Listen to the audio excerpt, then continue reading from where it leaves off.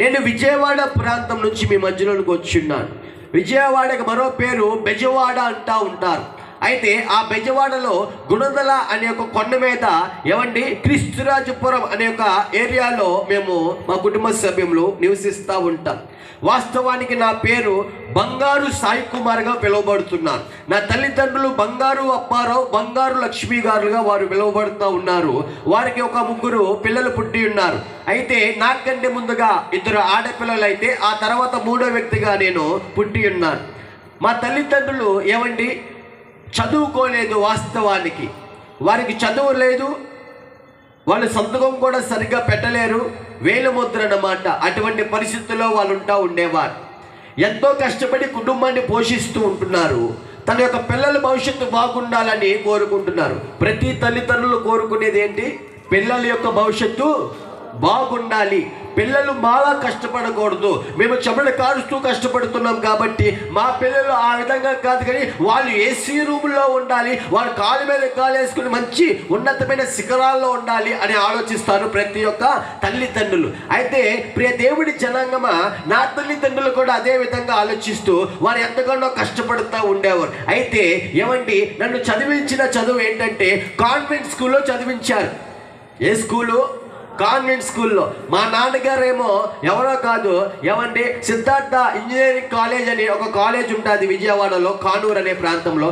ఆ కాలేజీలో తోటమాలి పని చేసుకునేవాడు. ఆ సమయంలో మరి ప్రభుత్వము చదువు లేకపోయినా కొందరికి గవర్నమెంట్ జాబులు ఇస్తా వచ్చిందనమాట. గవర్నమెంట్ జాబ్ అంటే జీతం ఎలా ఉంటుందండి? చాలాగా బాగానే ఇస్తూ ఉంటారు. కానీ మా నాన్నగారు ఆ జీతము ఇంటికి తీసుకొచ్చేవారు కాదు, కానీ ఆ జీతం అంతటి ఎక్కడ తీసుకువెళ్ళారంటే బారు దుకాణాల దగ్గర ఖర్చు పెడతా ఉండేవారు, వాళ్ళ స్నేహితులకు ఖర్చు పెడతా ఉండేవారు అన్నమాట. కుటుంబాన్ని సరిగ్గా పట్టించుకునేవారు కాదు. అయితే మా అమ్మగారు నడుము కట్టుకొని మా అమ్మగారు చేసే వృత్తి ఏంటో చెప్పనా? పని మనిషి పని చేస్తూ ఉంటున్నారు. 365 రోజులు పనికి వెళ్ళాలి. వాళ్ళకి పబ్లిక్ హాలిడేలు అనేవి ఉండవన్నమాట. అటువంటి వృత్తి చేస్తూ తన కొడుకు జీవితము బాగుపడాలన్న ఆశ ఆలోచనతో రూపాయి కూడబెడుతూ వేలకు వేలు ఫీజులు కడతారు. మరి కాన్వెంట్ స్కూల్ అంటే ఖచ్చితంగా డబ్బులతో పని కదండి. అయితే ఇప్పుడు దేవుని జనాంగమా ఆ రకంగా కష్టపడుతున్నారు. అంత ప్రేమిస్తున్న తల్లిదండ్రులు నా జీవితంలో ఒక చిన్న విత్తనం విత్తారు. ఏంటంటే ఆ విత్తనము పేరే ప్రేమతో కూడిన గారాబము. గారాబం అన్నమాట. గారాబం అనే ఒక విత్తనం విత్తారు.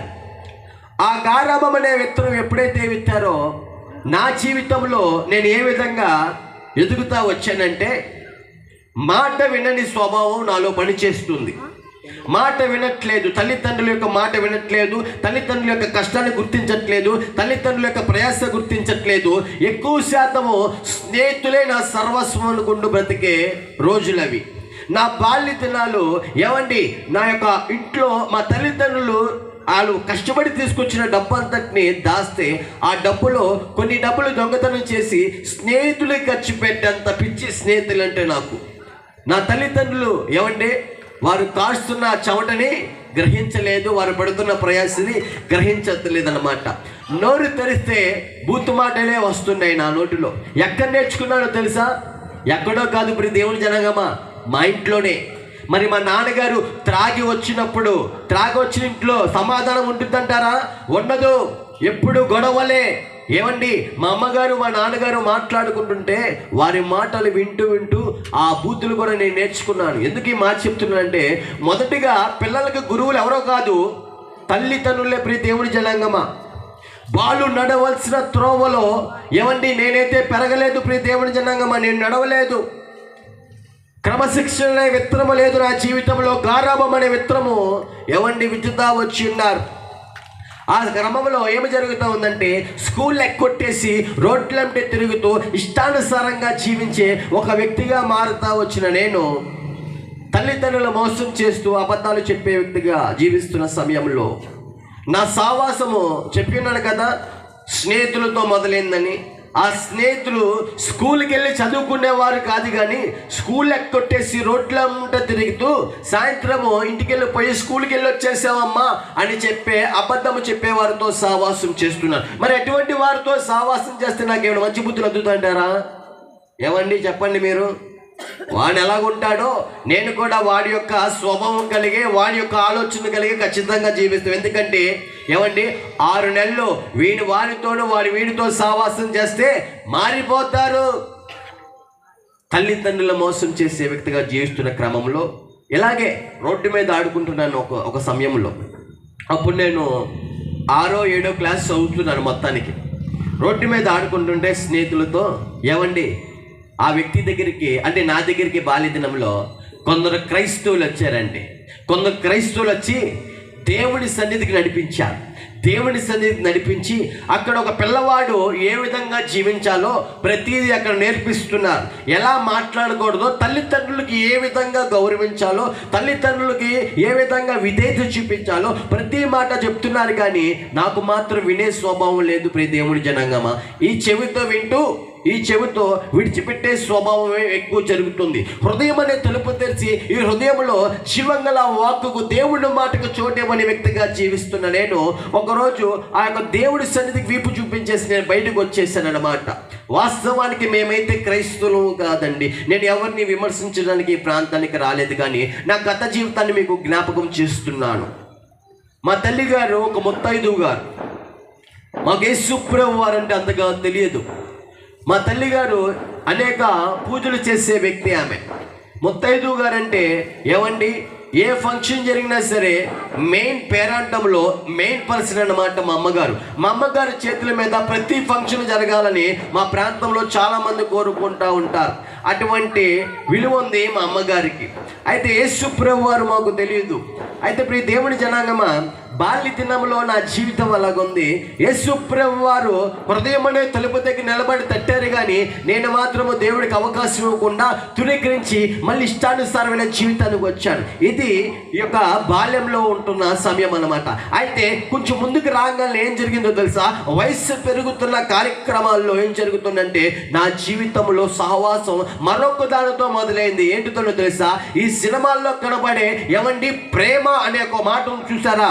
ఆ సినిమాల్లో కనబడుతున్న ఆ ప్రేమతో సావాసం మొదలవుతుందన్నమాట. సినిమాల్లో చూపించే ప్రేమే నిజమైన ప్రేమ కాబోలు అనుకుంటున్నాను. ఒక అమ్మాయి అబ్బాయి కలిసి తిరిగితే అదే కాబోలు ప్రేమ అనుకుంటున్నాను తప్ప నా కళ్ళ ముందు ఎవరి ప్రేమ కనబడుతుందండి?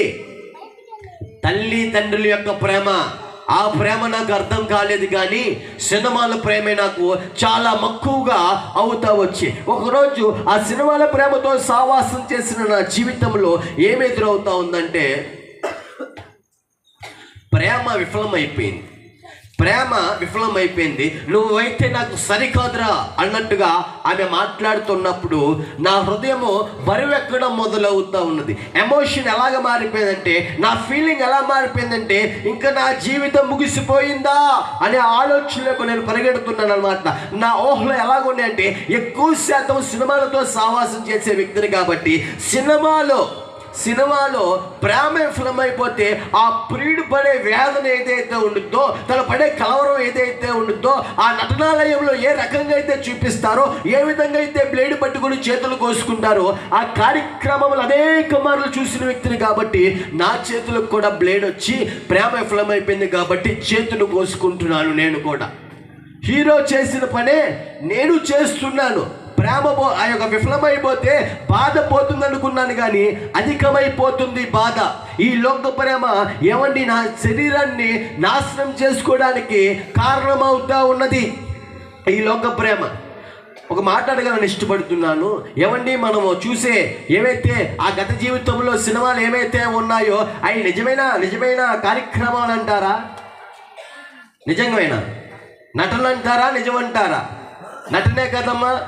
కానీ ఒక మనిషిని ఎంతగా ప్రభావితం చేస్తాయో తెలుసా? అప్పుడు నాకు అర్థం కాల. దేవుని నమ్ముకున్నాకే అర్థమైంది ఎలా ప్రభావితం చేస్తాయో.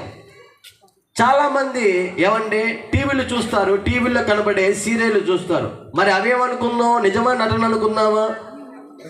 ఏమ్మా తల్లులారా చెప్పండి, ఇక్కడ మీ సమాజమే ఎక్కువ ఉంది, అందుకే అడుగుతున్నాను, దయచేసి క్షమించాలి. నిజమా అబద్ధమండి? అబద్ధమే కదా, నటనే కదా, నిజమైతే కాదు. మరి వాళ్ళు ఏదో అండి ఆ యొక్క ఏడుపు సీన్లో ఏడుపు రాకపోయినా ఏదో గ్లిజరిన్ రాసుకొని ఏడ్చేస్తూ ఉంటారు. ఏమండి మరి ఆమె వేసేస్తుంటే ఎటువంటి గ్లిజరిన్ రాసుకోకుండా ఏమిటి చూసేవాళ్ళు ఎందుకు ఏడ్చేస్తున్నారు? అర్థమైంది ఈ మాట? మళ్ళీ అడుగుతున్నాను. వాళ్ళు ఆ సీన్ పండాలని కంటికి గ్లిజరిన్ రాసుకొని ఏడుస్తారు. వాళ్ళు నిజమైన ఏడుపు కాదు, అది నటన. కానీ చూసే వ్యక్తి మాత్రము ఆ ఎమోషన్కి ఏమవుతున్నారు తెలుసా? ప్రభావితులవుతున్నారు. మనకు తెలియకుండానే మనం ప్రభావితులైపోతున్నాం. అదే రీతిగా ఏమండి ప్రతి దేవుని జనంగా ఈ సినిమాలు ఏదైతే ఉన్నాయో అనేక మంది యవనస్తుల జీవితాల్ని ప్రభావితం చేస్తా వచ్చాయి. మంచిదారి కాదు, చెడు మార్గం వైపు. ఏమండి ప్రేమ విఫలమైపోతే తమ్ముడు యవనస్తుడా, అన్నయ్య ప్రేమ విఫలమైపోతే దెబ్బ కట్టింగ్ వేసుకుని రుణం రాసుకుంటాడు. హీరో ఎలా ఉంటాడు? జుట్టు పెంచుతాడు, గడ్డ పెంచుతాడు. నిజం చెప్పు, విగ్గా నిజమైన జుట్టు అది? విగ్గులు పెట్టుకుంటారు వాళ్ళు. మనం నిజమైన జుట్టు అనుకుంటాం. మనల్ని ఎలా ప్రభావితం చేస్తున్నాయి? మనం కూడా డిగ్నింగ్ అని పెంచేయాలి, మనం కూడా పెంచేస్తూ ఉంటాం. అలాగే ప్రభావితం అవుతుంది ఆ జీవితం. వస్తుందా తమ్ముడు? పొట్ట ఏమైనా బ్యాడ్ బాయ్ సాయి అని ఆ ఫోల్డర్ ఓపెన్ చేస్తే ఏమండి సాయి కుమార్గా పిలువబడుతున్న నా జీవితంలో ఏమండి ప్రేమ విఫలం అయిపోయిన తర్వాత బెజవాడ బ్యాడ్ బాయ్ సాయి అని పేరు పెట్టుకున్నానండి. బ్యాడ్ బాయ్ అంటే చెడ్డ అబ్బాయి సాయి అని పేరు పెట్టుకుంటూ ఆ హీరో ఎలాగైతే జుట్టు పెంచుతాడో నేను కూడా జుట్టు పెంచే వ్యక్తిగా మారుతున్నాను. ఆ హీరో ఏ విధంగా అయితే చేతులు తమ్ముడా నిజంగానే చేతులు కోసుకుంటాడు హీరో? ఏమండి ఎవడస్తున్నా నిజంగానే చేతులు కోసుకుంటాడు హీరో? కోసుకోడు. కానీ చూసే వాళ్ళకి ఎలా ప్రభావితం అవుతుంది తెలుసా? నాకు కూడా సమాధానం వచ్చిందేమో కోసుకుంటున్నానండి. అటువంటి అలంకరణలతో జీవిస్తూ బెజవాడ బ్యాడ్ బాయ్ సాయిగా పిలువబడుతూ అటువంటి అలంకరణతో ఉంటున్న సమయంలో అయితే హీరో చూపిస్తున్నాడు ఏమైనా తెలుసా?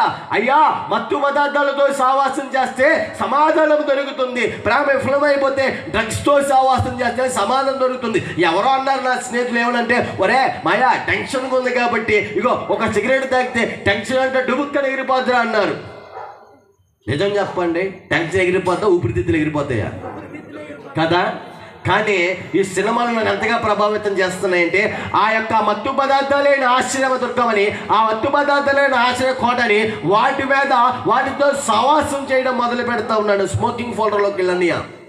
అయితే ఇప్పుడు దేవుడి జనాంగమా ఎలా అవుతుందంటే 24 గంటలు మత్తుతో సావాసం చేస్తున్న నా జీవితంలో, ఆ యొక్క డ్రగ్స్తో సావాసం చేస్తున్న జీవితంలో ఏమి ఎదురవుతుందంటే ప్రియ దేవుని జనాంగమా శాంతి సమాధానం వచ్చింది అనుకున్నాను. కానీ ఏమండి నాకు తెలియకుండానే ఏమండి నన్ను నేను నాశనం చేసుకుంటున్నాననే గ్రహింపు లేదు. మళ్ళీ సినిమాల ముందర పెద్ద లైన్లతో చూపిస్తారు. ఏమో తెలుసా? పొగ తాగుట, మద్యము సేవించుట, ఏంటంటే తర్వాత ఆరోగ్యానికి హానికరము అని ఆ యొక్క మాటలు పలుకుతూ ఉంటారే. కానీ అవి మాత్రం నన్ను ప్రభావితం చేయవు. కానీ ఆ మాటలు హీరో చేతిలో ఏళ్ళ మధ్యలో సిగరెట్ ఉంటుంది చూసారా? ఏ స్టైల్లో పట్టుకున్నాడు, ఏ కన్నాలు ప్యాంట్లు వేసుకున్నాడు, ఏ రకంగా ఉన్నాడు, అయ్యే ప్రభావితం చేస్తున్నాయి ప్రతి దేవుని జనాంగమా. ఏమండి పచ్చబట్టలతో సావాసం చేస్తున్నాడు. టాటూస్ వల్ల ప్రియ తమ్ముడా పచ్చబట్టలతో సావాసం చేస్తూ ఏమండి ఇదిగో మొహం మీద మొదలు పెడితే ఇగో కాళ్ళ వరకు ఎన్ని ప్రతి చోట పచ్చబొట్లు వేపించుకొని శరీరాన్ని పాడు చేసుకునే వ్యక్తిగా ఉన్నాను నేను. మళ్ళీ దానికి పెట్టుకున్న పేరు స్టైల్. చిరిగిపోయిన కన్నులు ప్యాంట్లు వేసుకుని స్టైల్ అంటున్నాను నేను. అటువంటి వస్త్రధారణతో ఉంటుండగా ఏమండి ఈ రకంగా తన కొడుకు ఉంటుంటే ఏ తల్లిదండ్రులైనా ఆనందముతో మా అబ్బాయి ఏ స్టైల్ బాగుంది అంటారా? చెప్పండి తల్లులారా, మీ అబ్బాయి ఆ విధంగా జీవిస్తే మా అబ్బాయి ఏ స్టైల్ సూపర్ ఉంది అంటారా? మా అమ్మగారు ఎవరో ముత్తైదు గారండి. ఏ ప్రాంతంకి వెళ్ళినా కొన్ని మంచి మాటలు ఇతరులు చెప్తారండి. అయితే మా అమ్మగారు అనేవారు ఏమైనా తెలుసా? మీ అబ్బాయి వాలకం ఏంటి, వాని యొక్క జీన్లు ఏంటి, ఆ ప్యాంట్లు ఏంటి, ఆ బొట్లు ఏంటమ్మా, ఇదిగో ఇదేంటమ్మా, ఈ పోసలేంటి, ఎక్కడ తుట్టించుకుంటాడు, ఆడోడేంటి మీ అబ్బాయి ఆ రకంగా ఉంటుందంటే ఆ మాటలకి తల దించుకుంటూ సిగ్గుపడుతుంది మా అమ్మ. అవమానంతో ఆమె ఎంతగానో హృదయంలో కృంగిపోతూ ఉంది. ఏమండి తన కొడుకు గురించి ఎప్పుడు గొప్పగా వినాలని తల్లిదండ్రులు కోరుకుంటారు. తన కొడుకుని ఎవరు తక్కువ చేయాలని ఏమండి తల్లిదండ్రులు అసలు కోరుకోరండి. నా తల్లిదండ్రులకి అవమానం మిగిలించే వ్యక్తిగా మారుతా వచ్చాను నేను ప్రియ దేవుని జనాంగమా. అయితే మా తల్లి గారు ఆమెకు తెలిసిన పద్ధతుల్లో ఏదో విధంగా మా సాయిగాడిని మారిపోవాలి, ఏదో విధంగా వీడి జీవితం మారిపోవాలనుకుంటూ వారం మరి ఎన్నైతే సోమవారం నుంచి శనివారం వరకు గుళ్ళు ఏమైతే ఉన్నాయో ప్రతి చోటకి నన్ను నడిపిస్తూ వచ్చేదనమాట. దీక్షమాలలు వేపిస్తూ ఉండేది. 43 రోజుల దీక్ష అయిపోతుందో 44వ రోజు నా దర్శనం అంతా ఎక్కడో తెలుసా, బార్ షాప్కి వెళ్ళిపోతూ ఉండేవాడిని. ఇది నేను చేసే భక్తి. ఒక భయమో భక్తి లేకుండా ఇష్టానుసారంగా జీవించే వ్యక్తిగా జీవిస్తున్న కార్యక్రమంలో ఏమైందో తెలుసా ప్రియ దేవుని జనాంగమా, యవ్వన ప్రాయంలో బెజవాడ బ్యాడ్ బాయ్స్ అని ఒక పేరు పెట్టుకొని టిక్టాక్ ఫోల్డర్లోకి వెళ్ళు తమ్ముడు. టిక్టాక్ ఫోల్డర్లో ఈ సోషల్ మీడియా ఎంతగా నన్ను పాడు చేసిందో తెలుసా. డాంబికంగా జీవించాలి, నన్ను అందరూ చూడాలి అనే యొక్క గర్వము అహంకారమైన ఆలోచన నాలో ప్రభుత్వం చేస్తూ ఉన్నది. ఏమండి ఆ టిక్టాక్లో ట్యూబ్ లైట్లు తింటూ, ఏమండి నోట్లో కెరసిన్ వేసుకుంటూ ఊదుకుంటూ, అది నేను ఒక ఆకర్షణీయంగా అందరి దగ్గర బ్యాడ్ బాయ్స్ అయినా అని పేరు తెప్పించుకున్నాను. ఏమండి మరి యవ్వన ప్రాయంలో డబ్బు కావాలి కాబట్టి ఆ యవ్వన ప్రాయంలో ఏమండి ఆ యవ్వన బలాన్ని ఏమండి దూర ప్రాంతాలు గంజాయికి తరలించి, దూర ప్రాంతాల నుంచి ఆ గంజాయి విజయవాడ ప్రాంతం తరలించి ఆ యొక్క గంజాయి అమ్మే వ్యక్తిగా, డ్రగ్స్ అమ్మే వ్యక్తిగా, బ్యాడ్ బాయ్స్ అంటే గంజాయి అంటే బ్యాడ్ బాయ్స్ అని ఒక నామం తెచ్చేసుకున్నాను నేను. మరి ఇటువంటి కార్యక్రమం క్రియలు చేస్తుంటే ఏ ప్రభుత్వం అయినా ఒప్పుకుంటుందా? నాకు ఏం చేస్తారు అమ్మగారు చెప్పండి? ఏం చేస్తారు పోలీసు వాళ్ళు? కొల్లబోటు చేస్తారు. నిజం. కుక్కను కొట్టినట్టు కొట్టేవారండి, కుక్కను కొట్టినట్టు. కళ్ళల్లో మిర్చి రసం పిండుతూ ఉండేవారు, మెరగే రసం పిండుతూ ఉండేవారు. ఎలా కొట్టేవారంటే నేను మాటతో వర్ణించలేనమాట. ఆ రకంగా కొడతారు. విజయవాడలో ప్రతి పోలీస్ స్టేషన్ మెట్లు ఎక్కేశాను నేను. ఏమండి వారు కొడుతూ అంటున్నారు, నీ జీవితం మార్చుకోరా అనుకుంటూ అనేక మార్లు కొడుతున్నారు. కానీ మూర్ఖత్వం అనేది పెరుగుతుంది నా జీవితంలో. నా సావాస క్రియలు ఎవరితో అంటే ఏమండి ఎక్కువ శాతం పద్దగల పోలీస్ స్టేషన్కి వెళ్ళే స్నేహితులే నాకు ఎక్కువ అన్నమాట. బ్యాడ్ బాయ్స్ ఆయన కాబట్టి మరి అందరంగా బ్యాడ్ స్నేహితులే. బ్లేడ్ బ్యాచ్ ఏమండి మర్డర్ చేసేవాళ్ళు, ఏమండి ఆడవాళ్ళతో ఇష్టానుసారంగా జీవించేవారు, ఏమండి రేపిస్టులు, ఏమండి రాజమండ్రి సెంట్రల్ జైల్లో ఖైదీలు ఉంటారో అందులో సగం మంది ఏమండి విజయవాడకి సంబంధించిన అటువంటి వారందరూ నా స్నేహితులు. అటువంటి వారితో సహవాసం చేస్తున్నాను అనమాట. మా జీవితం ఏంటో తెలుసా? మా యవ్వన ప్రాయంలో ఉన్న బలం ఎవరు ఖర్చు పెడుతున్నాం తెలుసా? మరి రౌడీలుగా చీటర్లుగా ఉంటే ఎవరు వాడుకుంటారో చెప్పండి మమ్మల్ని? రాజకీయ నాయకులేనండి బాబు. వారి జెండాలు మోస్తున్నాం, వారి జేజేలు పలుకుతున్నాం, వారిచ్చే పదో పరగ పట్టుకొని ఎవరిని ఏం చేయమన్నా చేసేస్తున్నాం. కానీ తల్లిదండ్రుల మాటకి మాత్రం లోబడట్లేదు పోయి దేవుని జనాంగమా. అమ్మ అంటుంది ఏమన్నా తెలుసా? బో సాయి కెర్రేరే కేటే ముండే దగ్గర చిమియే సాయి కేటీ జెండా తూబులే మొహం మీద ఉమ్మేసిరియరే బో మాకు వస్తుండ్రే.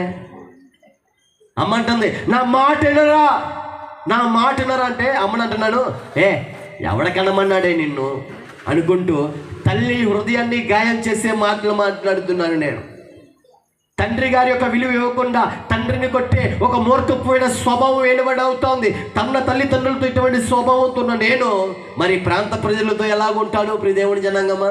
వాళ్ళు అంటున్నారు, ఒరే మీ అమ్మకి మీ నాన్నకి మంచి మంచి విలువ ఉందరా బాబు మన కుటుంబంలో, వారి విలువ మొత్తం పోగొట్టే వ్యక్తిగా వచ్చి అంటున్నారు వాళ్ళు. నేను అంటున్నాను, అన్నం పెట్టే మా అమ్మ నాన్న మాటే నేను ఆలకించను, నువ్వెవరు నాకు చెప్పడానికి అనుకుంటూ వారితో మాటలు ఒక నోరు తెరిస్తే పచ్చిబూతులు ఉండేవి. అందరూ అనుకునే మాట ఇదే, వీడు ఎప్పుడు చచ్చిపోతాడు ఈ సాయి అనేవాడు, వీడు బతుకు వీడు అని మాట్లాడుతుంటే నేను ఇంకా విర్రవిగుతూ ఉండేవాడు ప్రియ దేవుని జనాంగమా. యవ్వన ప్రాయంలో ఉన్న బలమందు చూశారు. వ్యభిచార గృహాలతో సావాసం జరుగుతుంది. అంటే వ్యభిచార గృహాలతో సావాసం చేస్తుంటే శరీర కోరికలు తెచ్చుకుంటే ఆనందం దొరుకుతుందేమో అనుకుంటూ దేవుడిచ్చిన బలాన్ని ఏమండి ఆ ప్రతి బలాన్ని పోగొట్టుకుంటూ ఉంటున్నాను నేను. ఒక మాట ఉంటుంది కదా హెచ్చరిక, యవ్వనస్తుడా నీ బలము స్త్రీలకి ఇవ్వమాక. ఏమండి పెళ్లి కాకమనిపే తప్పుడు పనులు చేస్తూ శరీరాన్ని అపవిత్రం చేసుకునే వ్యక్తిగా ఉంటున్నాను. మా స్థావరాలు ఎలాంటివో తెలుసా? సమాధుల మధ్యలోనే మేము పడుకుంటాం. మధ్యాహ్నం లేదు, పొద్దున లేదు, నైటు లేదు. సమాధులే మా స్థావరాలు, కొండల మధ్యలోనే మా స్థావరాలండి. మా శరీరాలు మేము గాయపరుచుకునే రకాలం మేము సమాధుల్లోనూ కొండలోని వెర్రివారుగా కేకలు వేసుకునే రకాలం మేము ఎటువంటి వారం అంటే కాళ్ళకి చేతులకి అనేక మార్లు సక్కెలు వేసిన వాటిని తుత్తునీలుగా తెప్పించుకునే రకాలం మేము. ఎక్కడ కనపడిందా ఈ క్యారెక్టర్ బైబిల్లో? మార్కు సువార్త 5వ అధ్యాయంలో చదువుకోండి, మొదట 5 వచనాల్లో కనబడతాడు ఈ వ్యక్తి. ఆ రకంగా జీవిస్తున్నాం. మాకు సాధుపరిచేవారు ఎవరు లేరు, మా హృదయాన్ని సాధుపరిచేవారు ఎవరు లేరు. మరి ఈ రకంగా మత్తు పదార్థాలతో సావాసం చేస్తే ఏమండి అనియా శరీరం ఒప్పుకుంటుందంటావా? శరీరం ఒప్పుకుంటుందా? కిడ్నీలు బాగా ఫంక్షన్ చేయాలండి ఏం తాగాల? వాటర్ తాగాల. ఏమండి అయ్యగారు అంతేనండి. మరి వాటర్ బదులు వాటర్ తాగేస్తే చెప్పండి ఏం జరిగింది? ఉన్న కిడ్నీలన్నీ పోతే. యవ్వనప్రాయం అండి, మీరు నమ్మరు. ఈ 2 ఊపిరితిత్తులు నల్లగా మారిపోయిన యవ్వనప్రాయంలో నా జీవితంలో కిడ్నీలో స్టోన్స్ పడుతూ ఇన్ఫెక్షన్ అయిపోయి, పేగులు ఇన్ఫెక్షన్ అయిపోయి, ఏమండి తినే తిండి కూడా అరగకుండా నోట్లోంచి బ్లడ్ కక్కుతూ, మోషన్ నుంచి బ్లడ్ కక్కుతూ ఎలా అయిపోయిందో తెలుసా నా శరీరము? బక్క చిక్కిన కోరికి వైరస్ వస్తే ఎలాగైతే ఈగలన్నీ ఊడిపోయి ఎముకలు కనబడతాయో ఆ రకంగా ఉంది నా బాడీ. మరి ఈ రకంగా ఉంటే ఎక్కడ తర్వాత సావాసం దేనితో తెలుసా? హాస్పిటల్తో సావాసం జరుగుతుంది, డాక్టర్లతో సావాసం జరుగుతుంది. డాక్టర్లు కూడా హెచ్చరిస్తున్నారు, ఓరే బాబు నీ శరీరం ఇక సహకరించదురా, నువ్వు అధిగమించి నువ్వు ఎక్కువ మోతాదులు ఎక్కువ డ్రగ్స్ తీసుకున్నావు, దయచేసి ఇకనైనా వాటికి నువ్వు వీపు చూపిస్తే అవి నువ్వు మానుకుంటే కొద్ది రోజులైనా ఇంకా బతికే ఛాన్సెస్ ఉన్నాయి, నా మాటిని బాబు అనుకుంటూ వారు చెప్తున్నారు. ఏమండి వారిచ్చే టాబ్లెట్లు కోర్సులు ఎన్ని మింగైనా నాకే తెలియదు. ఈ నోటితో అంతా బలహీనమైపోతా ఉంది. ఆ రకంగా నా జీవితము, నా శరీరము చేతులారా పాడు చేసుకున్నాను. ప్రతి దేవుని జనగమ ఎవరికి లెక్క చేయట్లా, మంచి చెప్తే చెడైపోతుంది నాకు. అటువంటి కార్యక్రమాల్లో ఏమి జరిగిందంటే ప్రియ దేవుని జనాంగమా, మా తల్లిదండ్రులు నేను పుట్టిన ఊరు కసింకోటకి నడిపించేశారండి. కసింకోటలో వెళ్ళాను. కసింకోట విశాఖపట్నం పక్కన, అనకాపల్లి పక్కన కసింకోట అనే ఏరియా ఉంటుందన్నమాట. ఆ కసింకోటలో నేను పుట్టి ఉన్నాను కాబట్టి అక్కడ నాకు బంధుప్రియులు అనేకులు ఉన్నారు. అయితే నాతో పాటు తిరిగిన ఒక స్నేహితుడు వచ్చాడు. ఆయన పేరు సూర్యనారాయణ అని పిలువబడుతున్నాడు. ఆ స్నేహితుడు వచ్చారనమాట. ఒకప్పుడు అతను నేను కలిసి ఇష్టం వచ్చినట్టుగా తాగాం, ఆ నీళ్ళు కొట్టేసాం, బ్లేళ్ళతో సావాసం చేస్తాం, పిచ్చి పిచ్చి డ్యాన్సులు వేసాం, అబ్బో విచిత్రమైన వేషాలు వేసాం, అన్నీ చేస్తాం. అయితే ఆ స్నేహితుడు ఆ రోజు నా దగ్గరికి వచ్చిన విధానం మారిపోయింది ప్రియ దేవుడి జనాంగమా. ఎలాగో తెలుసా? ఆ బిడ్డ యేసు ప్రభు వారిని నమ్ముకొని చక్కగా నమ్మి బాప్తిస్మం పొంది రక్షింపబడి తన జీవితము ఏ విధంగా మార్పు చెందిందంటే తన మాట శైలి మారిపోయింది, తమస్వం మారిపోయింది. నాకు ఆశ్చర్యంగా ఉంది. ఆ వ్యక్తి యేసు ప్రభు వారి గురించి చెప్తున్నారు నాకు. ఎవరి గురించి? యేసు ప్రభు వారి గురించి. మరి యేసు ప్రభు వారి గురించి నాకు వినపడితే నా మాట తీరేలా ఉంటుందో తెలుసా? నాడు యేసు పేప ఏంట్రా తెల్లోళ్ళ దేవుని గురించి చెప్తున్నావు ఏంటి? ఎవరిని పూజిస్తానో తెలుసా? నేను నా పద్ధతి ఏంటో తెలుసా? మా ఇంట్లో మా పూర్వకులు ఏంటో తెలుసా? తెల్లవాళ్ళ దేవుడి గురించి చెప్తున్నావేంటి? అల్లెల్లి బ్యాచ్గా మత మార్పిడా అంటూ మాట్లాడుతున్నాను. మత మార్పిడి, అల్లెల్లి బ్యాచ్, తెల్లవాళ్ళ దేవుడు, ఈ మాటలు బాగా విని ఉన్నాడు కదా వీళ్ళు మాట్లాడుకుంటుంటే క్రైస్తవ్యం గురించి. అదే వాస్తవం అనుకొని ఏమండి ఆ రకంగా స్నేహితుడు తిరుగుతున్నాడు. సూర్య ఫోల్డర్లోకి వెళ్ళావా? ఆ స్నేహితుడు అంటున్నాడు, అరే సాయి మన జీవితం పాడు చేసుకున్నావురా, నా జీవితం పాడైపోయిందిరా, నా పాడైపోయిన జీవితాన్ని యేసు ప్రభు వారు బాగు చేశారు మావా, నాతో పాటు దేవుని మందిరానికి రారా, నన్ను బాగు చేసిన దేవుని నిన్ను కూడా బాగు చేస్తారని పిలుస్తున్నాడు ఆ సహోదరుడు. నేను అంటున్నాను ఏమనంటే, బాబు సూర్య ఫోల్డర్లోకి వెళ్ళు, శివుడు ఫోల్డర్లోకి వెళ్ళు. ఎందుకంటే మన భక్తి వేరండి. నా మెడ మీద గమనిస్తే శివలింగం ఉంటుంది, నా పొట్టు మీద ఒక అఘోర తపస్సు చేసే పచ్చబుట్టు కనబడుతూ ఉంటుంది. శివరాత్రి వస్తే నడినెత్తి నుంచి అరికాల వరకు ఒక అఘోర ఎలాగైతే గెటప్ ఉంటుందో అక్కడ చూడొచ్చు మీరు, అన్ని ఫోటోలు అక్కడ కనబడుతూ ఉంటాయి. ఆ రకంగా నేను నా గెటప్ మార్చేసుకుంటున్నాను. నేను అంటున్నాను ఆడితో, ఒరే నీ దేవుడు నీ గొప్ప అయితే నా దేవుడు నా గొప్పరా, ఏంట్రా నువ్వు వెచ్చలు చేస్తున్నావు అనుకుంటూ వారి మీద తిరగబడుతూ ఉన్నాను నేను. బంధుప్రియులు అంటున్నారు, మా చుట్టాలు ఉంటారుగా, మరి ప్రతి ఒక్కరు బాగుపడమరా బాబు అని చెప్తాడు. చెడిపోమని ఎవరో సఫరం, చెడిపోమని చెప్పేది ఎవరంటే స్నేహితులే. నిజం చెప్తున్నాను నేను, స్నేహితులంటే నాకు పిచ్చి. కానీ ఫ్యాక్ట్ మాట్లాడుతున్నాను. బంధుప్రియులు అన్నారు, ఒరే బాబోయ్, నీతో పాటు తిరిగినోడి జీవితం మారిందిరా, ఆ సూర్యగాడి జీవితం మారిందిరా, వాడి బ్రతుకు మారిందిరా, నీతో పాటు తాగాడు, వాడి జీవితం మారింది, వాడి మాట శైలి మారింది, నువ్వు అక్కడ ఉండవు, నువ్వు విజయవాడలో ఉంటావు, కానీ దాన్ని రోజు చూస్తున్నాం మేము. వాడి మాట శైలి మారింది, వాడి చూపు మారింది, వాడి ప్రవర్తన మారింది, వాడి నడవడిక మారిందిరా. వాడిని మార్చిన దేవుడు నిన్ను కూడా బాగు చేస్తాడు. ఎల్లరా బాబు, ఎల్లరా, ఆడితేపాటు తెచ్చుకెళ్ళరా అంటుంటే నాకు మాత్రం తెగొచ్చేస్తుందండి, కోపం తెగొచ్చేస్తుంది అంతే. వినట్లే ఎవరి మాట ఏంటంటే, ఏండి చెప్పాను కదా, రాజకీయ నాయకుల మాటలే వింటూ నా ఇష్టం నా జీవితం అనుకుంటూ విర్రవీగుతున్న సమయం అది. మా ప్రాంతంలో ఒక పాస్టర్ గారు ఉండేవారండి, ఒక పాస్టర్ గారు. ఆ పాస్టర్ గారు నైట్ అయితే ఇంటికి వెళ్ళిపోతూ, నైట్ అయితే ఏం చేస్తూ ఉండేవారంటే, పరిచయం ముగించుకొని ఇంటికి వెళ్తూ ఉంటుంటే దారి మధ్యలో మేము ఉండి పచ్చి బూతులు తిడుతూ ఉండేవారు పాస్టర్ గారిని.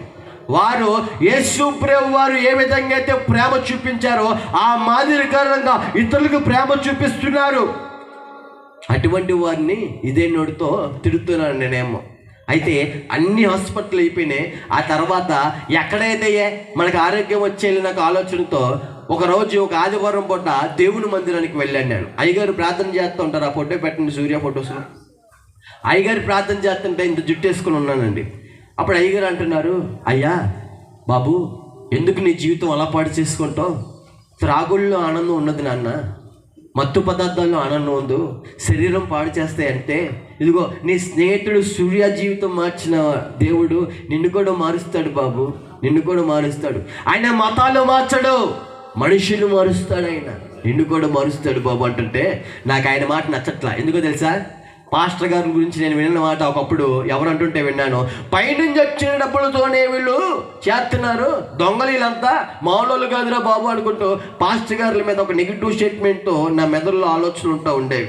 కానీ అండి పాస్టర్ గారు అంటున్నారు, మీకోసం మేము ప్రార్థన చేస్తున్నాం, ఈ ప్రాంతంలో ఇగో పాడైపోతున్న వారి కోసం, యవనస్తుల కోసం, పాప బంధకాల్లో ఎవరైతే బంధింపబడిపోయి ఉన్నారో వారి కోసం మేము విజ్ఞాపన చేస్తున్నాం, మేము కన్నీరు కాస్తున్నాం, అయ్యా నా మాట వినయ్యా అనుకుంటూ వారు అంటున్నారండి. వారి కాచే కన్నీటికి నేను విలువట్లేదు, వారి పడే ప్రయాసకి నేను విలువట్లేదు, మాకంతా తెలిసిలే పోవయ్యా అన్నట్టుగా మాట్లాడుతున్నాను నేనేమో. కానీ వారు నా భవిష్యత్తు, నా బాగు కోరుకుంటున్నారండి వాళ్ళు. నేను నా శరీరం అంతా పాడైపోయి బలహీన అయిపోతూ ఉన్నాను కదా, మీరు నమ్మరో, ఇలా కొడుతుంటే ఇప్పుడు సౌండ్ రావట్లేదు, కానీ ఒకప్పుడు ఒక చెక్క సౌండ్ వినపడేది. ఎందుకంటే ఎముకలన్నీ నా ఛాతికి, నా చర్మానికి అంటికిపోతూ అంతగా నా శరీరము బలహీన పడిపోతూ ఉంది. ప్రియ దేవుని జనాంగమా, నా స్నేహితుడు అనేవాడు ఎవడో తెలుసా, నువ్వు దేవుని మందిరంలో వస్తున్నావు కానీ హృదయపూర్వకంగా దేవుని తట్టి తిరగట్లేదురా మామ. అరే మనం అనుకున్నట్టు మత్తు పదార్థాల్లో లేదురా ఆనందం, గంజాయిలో లేదురా ఆనందం, డ్రగ్స్లో లేదురా ఆనందం, డబ్బులో లేదురా ఆనందం, పేరు ప్రఖ్యాతులు డాంబికమైన జీవితంలో లేదురా ఆనందం. ఒక మనిషికి నిజమైన ఆనందము ఆయన సన్నిధిలోనే సంపూర్ణమైన ఆనందము దాగున్నది. హల్లెలూయా. ఆ స్నేహితుడు అంటున్నాడు, ఏదైతే యేసు ప్రభు వారి యొక్క సన్నిధిలో ఆ యొక్క వ్యక్తి చూసిన రుచి ఏదైతే ఉందో ఆ రుచి ఏదో విధము చేత తన స్నేహితుడైన నేను ఆ రుచి చూడాలని చెప్తున్నాడు. తను ఏదైతే యేసు ప్రభు వారిలో అనుభవిస్తున్న ఆశీర్వాదం ఏదైతే ఉందో, ఒక నిజమైన ఆశీర్వాదం, ఆ యొక్క నిజమైన ఆశీర్వాదం నేను రుచి చూడాలని సువార్త ప్రకటిస్తుంటే నేనంటున్నాను, హల్లెలూయా బ్యాచ్ తెల్లలో దేవుడు అనుకుంటూ ఎక్కిరించే వ్యక్తిగా మారుతా ఉన్నాను. ప్రియ దేవుని జనాంగమా, అయితే ఒకరోజు ఏమైందో తెలుసా, దేవుడి మాటలు వినబడుతున్నాయి, యేసు ప్రభు వారి మాటలు వినబడుతున్నాయి. ఒక మనిషి, ఒక యవ్వనస్తుడు ఏ విధంగా జీవించకూడదో, ఏ విధంగా జీవించాలో అంటున్నారు. అయ్యా యవ్వనస్తులారా, మీరు దేవుని చేతిలో బాణములు, మీరు దేవుని చేతిలో బాణములు. మీ బలము యావత్తు మత్తు పదార్థాలకి ఇవ్వమాకండి, మీ బలము యావత్తు వ్యభిచార గుణాలకి ఇవ్వమాకండి, మీ బలము యావత్తు అయ్యా మీ చేతులారు మీరు పాడు చేసుకోవద్దు బాబు అనుకుంటూ లేఖనాలు వినపడుతున్నా సరే మత్తు పదార్థాలకి బానిసైపోయిన నా జీవితము వాటిని విడిచిపెట్టట్లేదు. దేవుని సన్నిధికి వస్తున్నాను కానీ దేవుడి యొక్క స్వరం వినపడుతున్న, దేవుడి వాక్యము ద్వారా, జీవంగల వాక్యము ద్వారా మాట్లాడుతున్నా సరే ఈ చెవితో వింటూ ఈ చెవితో విడిచిపెట్టేసే ఒక వ్యక్తిగానే ఉంటున్నాను తప్ప హృదయపూర్వకంగా దేవుని తట్టి తిరగట్లేదండి. హృదయపూర్వకంగా దేవుని తట్టి తిరగట్లేదు. నా స్నేహితుడు ప్రేమతో గద్దించేవాడు, నువ్వు చేసే భక్తి కాదురా, దేవుడి సన్నిధికి వచ్చి యేసయ్య అంటున్నావు, ఆ నామంలో ఉన్న శక్తిని నువ్వు అనుభవించట్లేదు, ఆ నామంలో ఉన్న ఆ యొక్క విడుదల నువ్వు అనుభవించట్లేదు. అయ్యా, ఈ 2 పనుల మీద కాలొద్దయ్యా, దయచేసి నా మాట హృదయపూర్వకంగా దేవుడి తట్టి తిరుగుసాయంటే, నేనేమో వాడి మాటలు వినకుండా ఏమండి దేవుడి సన్నిధిలో ఫోన్లు నొక్కుంటూ ఎప్పుడు ఫోన్ వస్తే ఎప్పుడు బయటికి వెళ్ళిపోదామా అని ఉంది నాకైతే. దేవుని సన్నిధిలో నేను ఎక్కువ టైం చూసుకుంటానండి. నిజం, ఒక క్రమం ఉండేది కాదు నా జీవితంలో. ఏమండి 10ంటికి ఆరాధన అయితే ఏమండి 11:30, 12ంటికి వచ్చేవాడినండి నేను. 11:30, 12ంటికి మళ్ళీ ఎప్పుడెప్పుడైపోద్దురా బాబు 100 సార్లు టైం చూస్తూనే ఉండేవానండి నేను. ఏమండి రోడ్ల మీద తిరిగేటప్పుడు నేను టైం చూడండి. వాస్తవానికి నేను ఆడపిల్లలతో ఫోన్ మాట్లాడేటప్పుడు టైం చూడండి. ఏమండి నేను సినిమాలు చూసేటప్పుడు టైం చూడండి. ఏమండి నేను ఫోన్ స్క్రోల్ చేసేటప్పుడు టైం చూడండి. కానీ దేవుని సన్నిధిలో మాత్రము అనేక మార్లు ఎప్పుడైపోద్దురా బాబా, సమయం అయిపోతుందిరా నాయన అనుకుంటూ దైవజనుల మీద ఏమండి ఇసుక్కునే రకం అన్నమాట. దైవజనులు ప్రార్థన చేస్తారు. ప్రియ దేవుని జనాంగమా, దేవుడు స్వస్థత అనుగ్రహించారు, దేవుడు బలమిచ్చారు. ఆ బలము నేను మళ్ళీ లోకానికి ఖర్చు పెడుతున్నాను. దేవుడి మందిరాన్ని విడిచిపెట్టేసి సూర్య ఫొటోస్లో ఒక యాక్సిడెంట్ అయిన ఫోటో ఉంది చూడు, కారుది. దేవుడి యొక్క మందిరం విడిచిపెట్టేసి ఏమండి మత్తు పదార్థాలతో సహవాసం చేసే స్నేహితులతో ఆ ఏజెన్సీ ప్రాంతానికి వెళ్ళిపోయాను. మళ్ళా కారు ఆ విధంగా డ్యామేజ్ అయిపోయి పొలాల్లో పడ్డాం. నేనంటున్నాను, ఇదంతా నా అక్క సుడు ఉంది, అందుకే నాకేం కాలేదు, నేను బాగానే ఉన్నాను అంటున్నాను. అంతగా డ్యామేజ్ అయింది, కానీ అందులో కారులో ఉన్న వారికి మాత్రం ఏ ఒక్కరికి ఏమీ కాలేదు. ప్రియ దేవుని జనాంగమా, చాలా క్షేమంగానే ఉన్నాం. అయితే ఆ ఫోటో చూస్తున్నవాడు అంటున్నాడు, నా స్నేహితుడైన క్రైస్తవుడు ఏమన్నా తెలుసా, కారు ఆ విధంగా డ్యామేజ్ అయింది కానీ నీకు మాత్రం ఏమీ కాలేదా? ఎంత ఆశ్చర్యం సాయి, నువ్వు సజీవుల లెక్కల్లో ఇంకా ఈ భూమి మీద నిలిచి ఉన్నావంటే ప్రియ మనిషి, అది కేవలము దేవుడి కృప మాత్రమే. హల్లెలూయా, కేవలము దేవుడి కృప మాత్రమే. ఆ కృప సద్వినియోగం చేసుకో, ఆ సమయాన్ని సద్వినియోగం చేసుకో. దీపం ఉన్నప్పుడే ఇంటిని చక్క పెట్టుకో సాయి. నువ్వు ఇంకా సజీవ లెక్కలు ఉంటే నీ బలము కాదు, నీ ఆలోచన కాదు, నీ యొక్క సుడి కాదు, నీ యొక్క లక్కు, నీ యొక్క అదృష్టం కాదు నాయన, దేవుని యొక్క కృప. నీ వెనక మన స్థానిక దైవజనులు చేస్తున్న ప్రార్థన కంచె ఉంది కాబట్టి నువ్వు ఇంకా సజీవ లెక్కలు ఉన్నావు అంటుంటే వారు పడే ప్రయాస నాకు అర్థం కావట్లేదు. ప్రియ దేవుని జనాంగమా, ఏమండి దేవుని మాటకు లోబడితే ఎవరి జీవితం బాగుపడుతుంది? నా జీవితమే కదా. లోబడట్లేదు. దేవుడిచ్చిన బలాన్ని, దేవుడి స్వస్థత ఇస్తే కృతజ్ఞత లేనివాడుగా మళ్ళీ దైవజనులకి వీపు చూపించి విజయవాడ ప్రాంతం వచ్చేసి మళ్ళీ చేసే పనులేంటో చెప్పనా? దేవుడిచ్చిన బలాన్ని మళ్ళీ లోకానికి వ్యసనాలకి ఖర్చు పెడుతున్నాను. బైబిల్ పట్టుకున్నాను, ప్రార్థన తైలాన్ని పట్టుకున్నాను, ఆ 2 మూల పడేసి అందరి దేవుళ్ళ యేసుబాబు కూడా ఒకడే అనుకుంటూ ఏమండి స్నానం చేసి వచ్చి 2 నిమిషాలు ప్రార్థన చేసుకుంటే సరిపోతుందిలే భక్తి అనుకున్నాను. ఆ ప్రార్థనలో ఎంతసేపు స్వార్థమైన మాటలు ఉండేవి. ప్రియ దేవుని జనాంగమా, దేవుడిని అడ్డు పెట్టుకొని తప్పుడు పనులు చేస్తున్నాను, నన్ను ఎవరు చూస్తున్నారు లేని ఒక అహంకారముతో రెచ్చిపోతూ బలహీనుడుగా ఉన్నప్పుడు ఒక రకమైన ప్రవర్తన, బలం వచ్చేసిన తర్వాత మరో రకంగా బలహీనుడుగా ఉన్నప్పుడు అయ్యగారు నా కోసం ప్రార్థన చేయండి అంటూ వారి చుట్టూరు తిరిగాను. బలం వచ్చేసిన తర్వాత నువ్వెవర్రా బాబు అనుకుంటూ వాళ్ళకి వీపు చూపించే వ్యక్తులుగా జీవిస్తూ ఉన్నాను. ప్రియ దేవుని జనాంగమా, దేవుడిచ్చిన బలాన్ని మళ్ళీ ఎవరిని ప్రేమిస్తున్నానంటే పరేవని యొక్క భార్యని ప్రేమిస్తున్నాను. ఆ మార్గము చాలా నాశనానికి దారి తీసింది తెలుసా? పరేవని యొక్క భార్యని ఆశిస్తే ఆ మార్గము నిన్ను నాశనానికి దారి తీస్తుంది. ఆ నాశనకరమైన మార్గం వైపు నేను వెళ్తున్నాను, కానీ నాకు మాత్రం నేను ఎంజాయ్ చేస్తున్నాను అనుకుంటున్నాను వాస్తవానికి. కానీ నేను వెళ్తుంది నాశనకరమైన మార్గమే అనే ఒక ఆలోచన లేకుండా జీవిస్తున్నాను. ప్రియ దేవుని జనాంగమా, ఏమండి ఆనాడు అక్రమంగా సంపాదించిన డబ్బు ఎక్కువైపోయిందండి. నాకు చాలా డబ్బు అయితే ఉన్నది, ఎందుకంటే గంజి అమ్మే వ్యక్తిని కదా.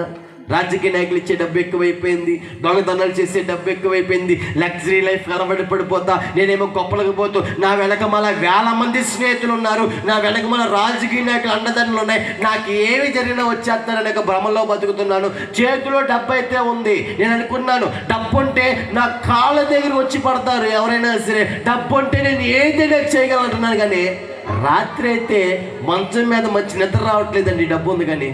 అర్థమవుతుంది ఈ మాట? డబ్బు ఉంది కానీ హృదయంలో తృప్తి అనేది కరువైపోయిందండి. డబ్బు ఉన్నది కానీ ఒక మంచి ఆహారం భుజించలేకపోతున్నాను. డబ్బు ఉన్నది కానీ జీవితంలో సమాధానం లేదు. ధనాపేక్ష సమస్త కీడులకు మూలము కదా. ధనాపేక్షతో కొట్టిమిట్లాడిపోతూ ఉంటున్నాను. అటువంటి సమయంలో ప్రపంచం మీద ఒక వ్యాధి రావడం మొదలైంది. ఏ వ్యాధి అండి? మొన్న వచ్చిందిగా అండి, కరోనా వచ్చినప్పుడు జనులందరూ గృహాలకి పరిమితం అయిపోతూ ఉంటుంటే నేనేమో నా ఇష్ట ప్రకారంగా ఏజెన్సీ ప్రాంతాలకు ప్రాకులాడుతున్నాను. విజయవాడ ప్రాంతాల్లో ఒక భక్తి చేస్తున్నాను. ఏంటో తెలుసా? స్నానం చేయడం, 2 నిమిషాలు ప్రార్థన చేసుకోవడం, మళ్ళీ లోకంలో పడి తిరగడం. ఇది నేను భక్తి అనుకుంటాను. వాస్తవానికి 6 రోజులు నీ పని చూసుకొని 7వ రోజు ఎక్కడుండు నువ్వు? దేవుడి సన్నిధిలో విశ్రాంతి దినం గడిపోయాని దేవుడు ఆజ్ఞ ఉంటే నేనేమో 7 రోజులు నేనే తినేట్టు నేను స్నానం చేసి వచ్చిన తర్వాత 2 నిమిషాలు ప్రార్థన చేసుకుంటా సరిపోతుందనే భక్తి అనుకుంటున్నానండి. ఏమండి, మీరు నమ్మరు ప్రియ దేవుని జనాంగమా? ఎటువంటి ప్రార్థనలు తెలుసా? స్వార్థమైన ప్రార్థనలే. అది జరిగిపోవాలి, ఇది జరిగిపోవాలి అంటున్నాడు తప్ప దేవుడి హృదయపూర్వకంగా ఒక నిజమైన మొర ఇవ్వట్లేదు. దేవుడికి నాకు మధ్యలో ఏళ్ళు పడిచేస్తున్న పాప రోగం గురించి ఒప్పుదల లేదు నా జీవితంలో. నువ్వు నిజముగా మొరపెడితే ఆయన అతి సమీపంగా ఉండే దేవుడు అనే లేఖనము ఘోషిస్తుంటే నిజమైన మొర రావట్లేదండి నా జీవితంలో. అలవాటు ప్రకారంగానే స్నానం చేయడం, ప్రార్థన చేయడం, మళ్ళీ ఇష్టానుసారంగా జీవించడం, పరేవాని భార్యతో మళ్ళీ ఇష్టానుసారంగా దేవుడిచ్చిన బలాన్ని పాటు చేసుకోవడం. నేను చేస్తుంది కరెక్ట్ అంటున్నాను. అయితే 2021 సంవత్సరంలో 2nd లాక్డౌన్ అయింది. ఆ సమయంలో చేతులు ఉన్న డబ్బు కూడా సమస్తము కూడా అయిపోతూ వచ్చింది. జనాల మీద ఆధారపడడం మొదలుపెట్టాను. స్నేహితులు 1000 మంది స్నేహితులు అని చెప్పాను కదా. లగ్జరీ ఫ్రెండ్స్ ఉన్నారు, బోల్డ్ మంది ఉన్నారండి.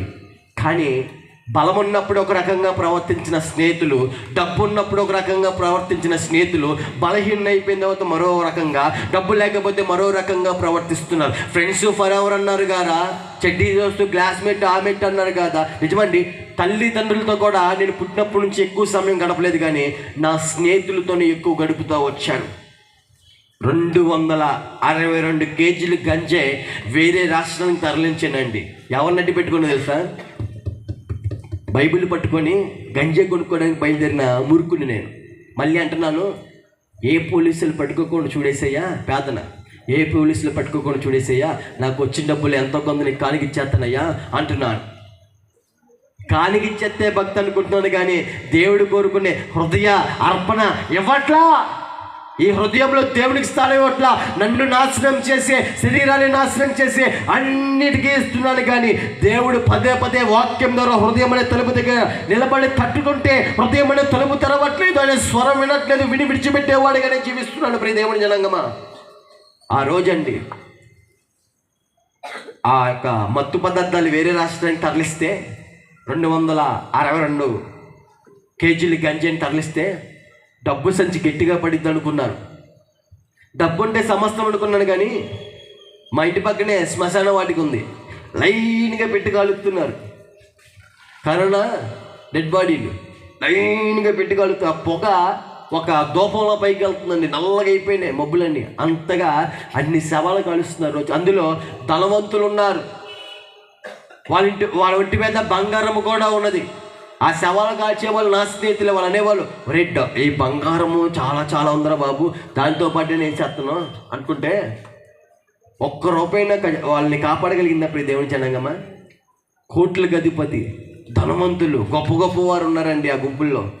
నేనేమో డబ్బు కోసం ఏజెన్సీ ప్రాంతాలు బాగులాడుతున్నాను. అయితే ఆ ధనాపేక్ష నన్ను మార్చింది. ఏ విధంగా తెలుసా? ఆ యొక్క మత్తు పదార్థాలు తరలించను కానీ చేతికి డబ్బు రాలేదు కానీ సికింద్రాబాద్ గాంధీ బస్ స్టాండ్లో అడుక్కునే వారి పక్కన పడుకునే పరిస్థితికి నా జీవితం మారిపోతూ వచ్చింది. ప్రార్థనలు అంటే నేనేం చేస్తున్నాను, జుట్టుకి రాసేసుకుని పైన అలంకారమే నేను మార్చేస్తున్నాను కానీ హృదయము చాలా కన్నింగ్గా ఉంది ప్రియ దేవుని జనాంగమ్మ. చాలా కన్నింగ్గా ఉన్నది. ఆ సమయంలో ఒక అడుక్కునేవాడిగా చేయి చాపుతున్నాను. ఎవరి దగ్గర తెలుసా? నపంసకుల దగ్గర. నాకు స్నేహితులు నపంసకులు కూడా ఉన్నారు. తెలుసా నపంసకులు అంటే? ఎజ్రాలతో కూడా ఈ శరీరాన్ని అపవిత్రం చేసుకున్న తప్పుడు బతుకున్నది గతంలో. ఎందుకు ఈ మాటలన్నీ చెప్తున్నానంటే చాలామంది నాతో పాటు నా సహోదరులు, నా ఏజ్ ఉన్న వాళ్ళు, మేము చాలా పాపం చేస్తామే, దేవుడు మమ్మల్ని క్షమించడే అయ్యో అనుకుంటూ దేవుడికి దూరంగా వెళ్ళిపోయే గుంపే ఎక్కువగా ఉన్నది. అయితే నేను అంటాను, ఏమండి, ఇదిగో ఈ జీవితాన్ని ఈ పాపిష్టి బతుకుని మార్చిన దేవుడు ఆయన నిన్ను కూడా ప్రేమిస్తాడని మాత్రమే నేను ప్రతిదీ ఎంతో ఓపెన్గా మాట్లాడుతున్నాను. కుక్కను కొట్టినట్టు కొట్టారు పోలీసులు అనేక మార్లు నిజం చెప్పరని, ఎప్పుడు కూడా ఒప్పుకోలేదు నిజాలు. కానీ ఈరోజు ఎందుకు ఈ మాటలు ప్రతిదీ నేను ఒప్పుకుంటున్నానంటే, ఇక్కడ నన్ను ఒప్పిస్తున్న పరిశుద్ధాత్మ దేవుడు నిన్ను ఒప్పిస్తున్నాడు అక్కడ నీ హృదయంలో. హల్లెలూయా.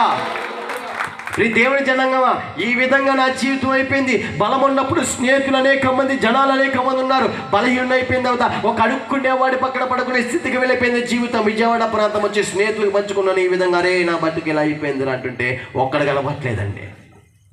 ప్రేమించిన వాళ్ళ దగ్గరికి వెళ్తే వాళ్ళు అంటున్నారు, నీవు నాకు కుక్కర్లా అంటున్నారు. అదేంటమ్మా, మొన్న ఆ పిల్ల ఏమన్నా మొన్నంటే అప్పుడు ఏమన్నది అంటే, మళ్ళీ ఇప్పుడు అనుకో మాకండి బాబు లేదు, అప్పుడు అందామా, నువ్వు లేకపోతే నేను చచ్చిపోతారా, నువ్వు మోసం చేస్తే మీ ఇంటికి వచ్చి మీ ఇంటి పక్కన పోలీస్ స్టేషన్ ఉంది కంప్లైంట్ పెడుతుంది. కానీ ఆ రోజు నువ్వు నాకు వద్దంటుంది తమ్ముడు, ఇదేంటే మనం చచ్చిపోతాను. చూడండి, క్షణాల్లో మారిపోతున్నాయి మనుషుల ప్రేమలను మాత్రమే చెప్తున్నాను ఈ మాట ద్వారా. స్నేహితుల ప్రేమ క్షణాల్లో ఉంటే క్షణాల్లో మారిపోతున్నాయండి. ఏమంటే అందరూ దూరం అయిపోయారు. అయితే మరి బలంగా వాడుకున్నారుగా రాజకీయ నాయకులు, వాళ్ళని వీళ్ళు కొట్టమన్నారుగా, బైక్ ర్యాలీలు అన్నారుగా, ఆ బైక్ కూడా ఇష్టానుసారంగా డ్రైవ్ చేస్తున్నానండి. ఏమండి, ఆడపిల్ల రోడ్డు మీద వెళ్తుంటే ఇదే చేతితో కొడుతున్నాను నేను, ముసలివాడు సైకిల్ తొక్కుకుంటూ వెళ్తుంటే ఇదే కాళ్ళతో తన్ని మళ్ళీ కింద పడిపోతే అంతా చూస్తూ నవ్వుతూ ఒక రకమైన పైశాచికమైన ఆనందం కోరుకునే రకాలం మేము. మనుషులుగా బిహేవ్ చేసే వాళ్ళం కాదు ప్రియ దేవుని జనాంగమా. విచిత్రమైన రైడింగ్లు నా కళ్ళ ముందే అనేక మంది స్నేహితులు ఏమండి తలకాయలు పగిలిపోయి యాక్సిడెంట్లో చచ్చిపోతుంటే నేను మాత్రం ఇంకా ఫాస్ట్గానే తోలుతున్నాను. ఏమండి, ఏ విత్తనానికి ఆ పంటే కొయ్యాలి కదా, ఏ విత్తుతామో, యాక్సిడెంట్ అనే విత్తనం విత్తితే ఏ పంట కోస్తామమ్మా, క్షమించాలి, స్పీడ్ అనే విత్తనం విత్తితే యాక్సిడెంట్ అనే పంట కోస్తాం అంతే. చాలామంది కాళ్ళు పోతున్నాయి, చాలామంది తలకాయలు పగిలిపోతున్నాయి, కానీ నాకు మాత్రం సిగ్గు రావట్లేదు ప్రియ దేవుని జనాంగమా.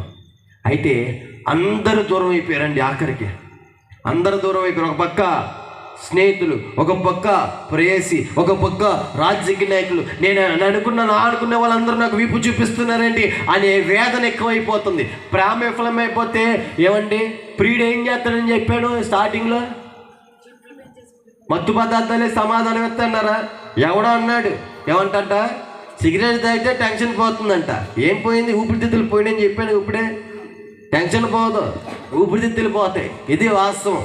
ఎందుకంటే ప్రతిదానికి నియమ నిబంధన ఉందని మనం మాట్లాడుకున్నాం. ఒక మనిషి ఏమండి ఒక కారు ఒక బైక్ని చేసుకుంటే దాంట్లో ఏంటి పద్ధతి, దాని నియమం ఏంటి, పెట్రోల్ మాత్రమే పోయాలి ఆ ఇంజిన్కి. పెట్రోల్ బదులు ఏమంటే ఒక మంచి కొబ్బరి నూనె పోతే స్మూత్గా వెళ్ళిపోతానయా చెప్పు, ఎలా పెట్రోల్ మాత్రం సూట్ అయితే. అలాగే ఈ బాడీలో ఉన్న అవయవాలు బలంగా ఉండాలంటే ఒక మంచి పదార్థాలు దేవుడు పెట్టి ఉన్నారు, ఆహారం. కానీ ఆహారం మానుకొని ఏమండి ఆహారమే మత్తు పదార్థాలను భుజిస్తుంటే అవయవాలు ఒప్పుకుంటాయా? నేను అనుకున్న సమాధానం దొరికిందా, ప్రశాంతత దొరికిందా, నిద్ర వస్తుందా? అన్ని నాశనానికి దారి తీసాయి. కానీ ఏమండి గ్రహింపలేదు ఆ సమయంలో. మళ్ళీ మత్తు పదార్థాల దగ్గరికి వెళ్తే మా అమ్మగారు వచ్చారు. ఆ సమయంలో మా అమ్మగారును మా నాన్నగారు ఉన్నారండి. తమ్ముడు స్నేహితులు వచ్చేస్తారు అనుకుంటున్నాను, కానీ వేల మంది స్నేహితులు ఒక్కడ కనపల్లా. ఎవరున్నారు ఆఖరికి? అమ్మ, నాన్న. ఇదే చేతితో కొట్టించుకున్న నాన్న, ఇదే నోటితో తిట్టించుకున్న అమ్మ. వారిని కొట్టినా తిట్టినా వాళ్ళు ఏం కోరుకుంటున్నారు? నా కొడుకు మార్పు చెందాలి, నా కొడుకు బాగుండాలి. ఏమండి అంత ప్రేమిస్తున్నారు తల్లిదండ్రులు. కానీ తల్లిదండ్రులు ప్రేమ మనకు అర్థం కావట్లేదు ప్రియ తమ్ముడా, ప్రియ చెల్లి. లోకపరమైన ప్రేమ కోసం పాకులాడుతున్నాం, కానీ ఈ లోకపరమైన ప్రేమ ఏమంటుందో తెలుసా? సావరా, లేకపోతే చచ్చిపో.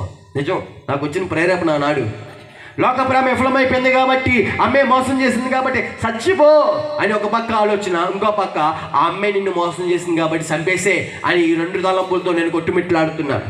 తల్లి ప్రేమ ఎలా ఉంటుందో తెలుసా? ఆ రోజు అమ్మ అంటుంది, మా అమ్మ, అరే నీ జీవితం ఈ విధంగా అయిపోతుందని మేము ఊహించలేదు సాయి తూ గురించి ఎంతో ఆలోచించారా మీయే, ఆమె తూ కేటో ఉన్నతమైన శిఖరాల మీద రోజు వెలిగించి, కానీ తూ బతుకో యాయిజీ గర్రే అని ఏడుస్తుంది మా అమ్మ. ఏంట్రా నీ జీవితం ఎలా అయిపోయింది అని ఏడుస్తుంది మా అమ్మ.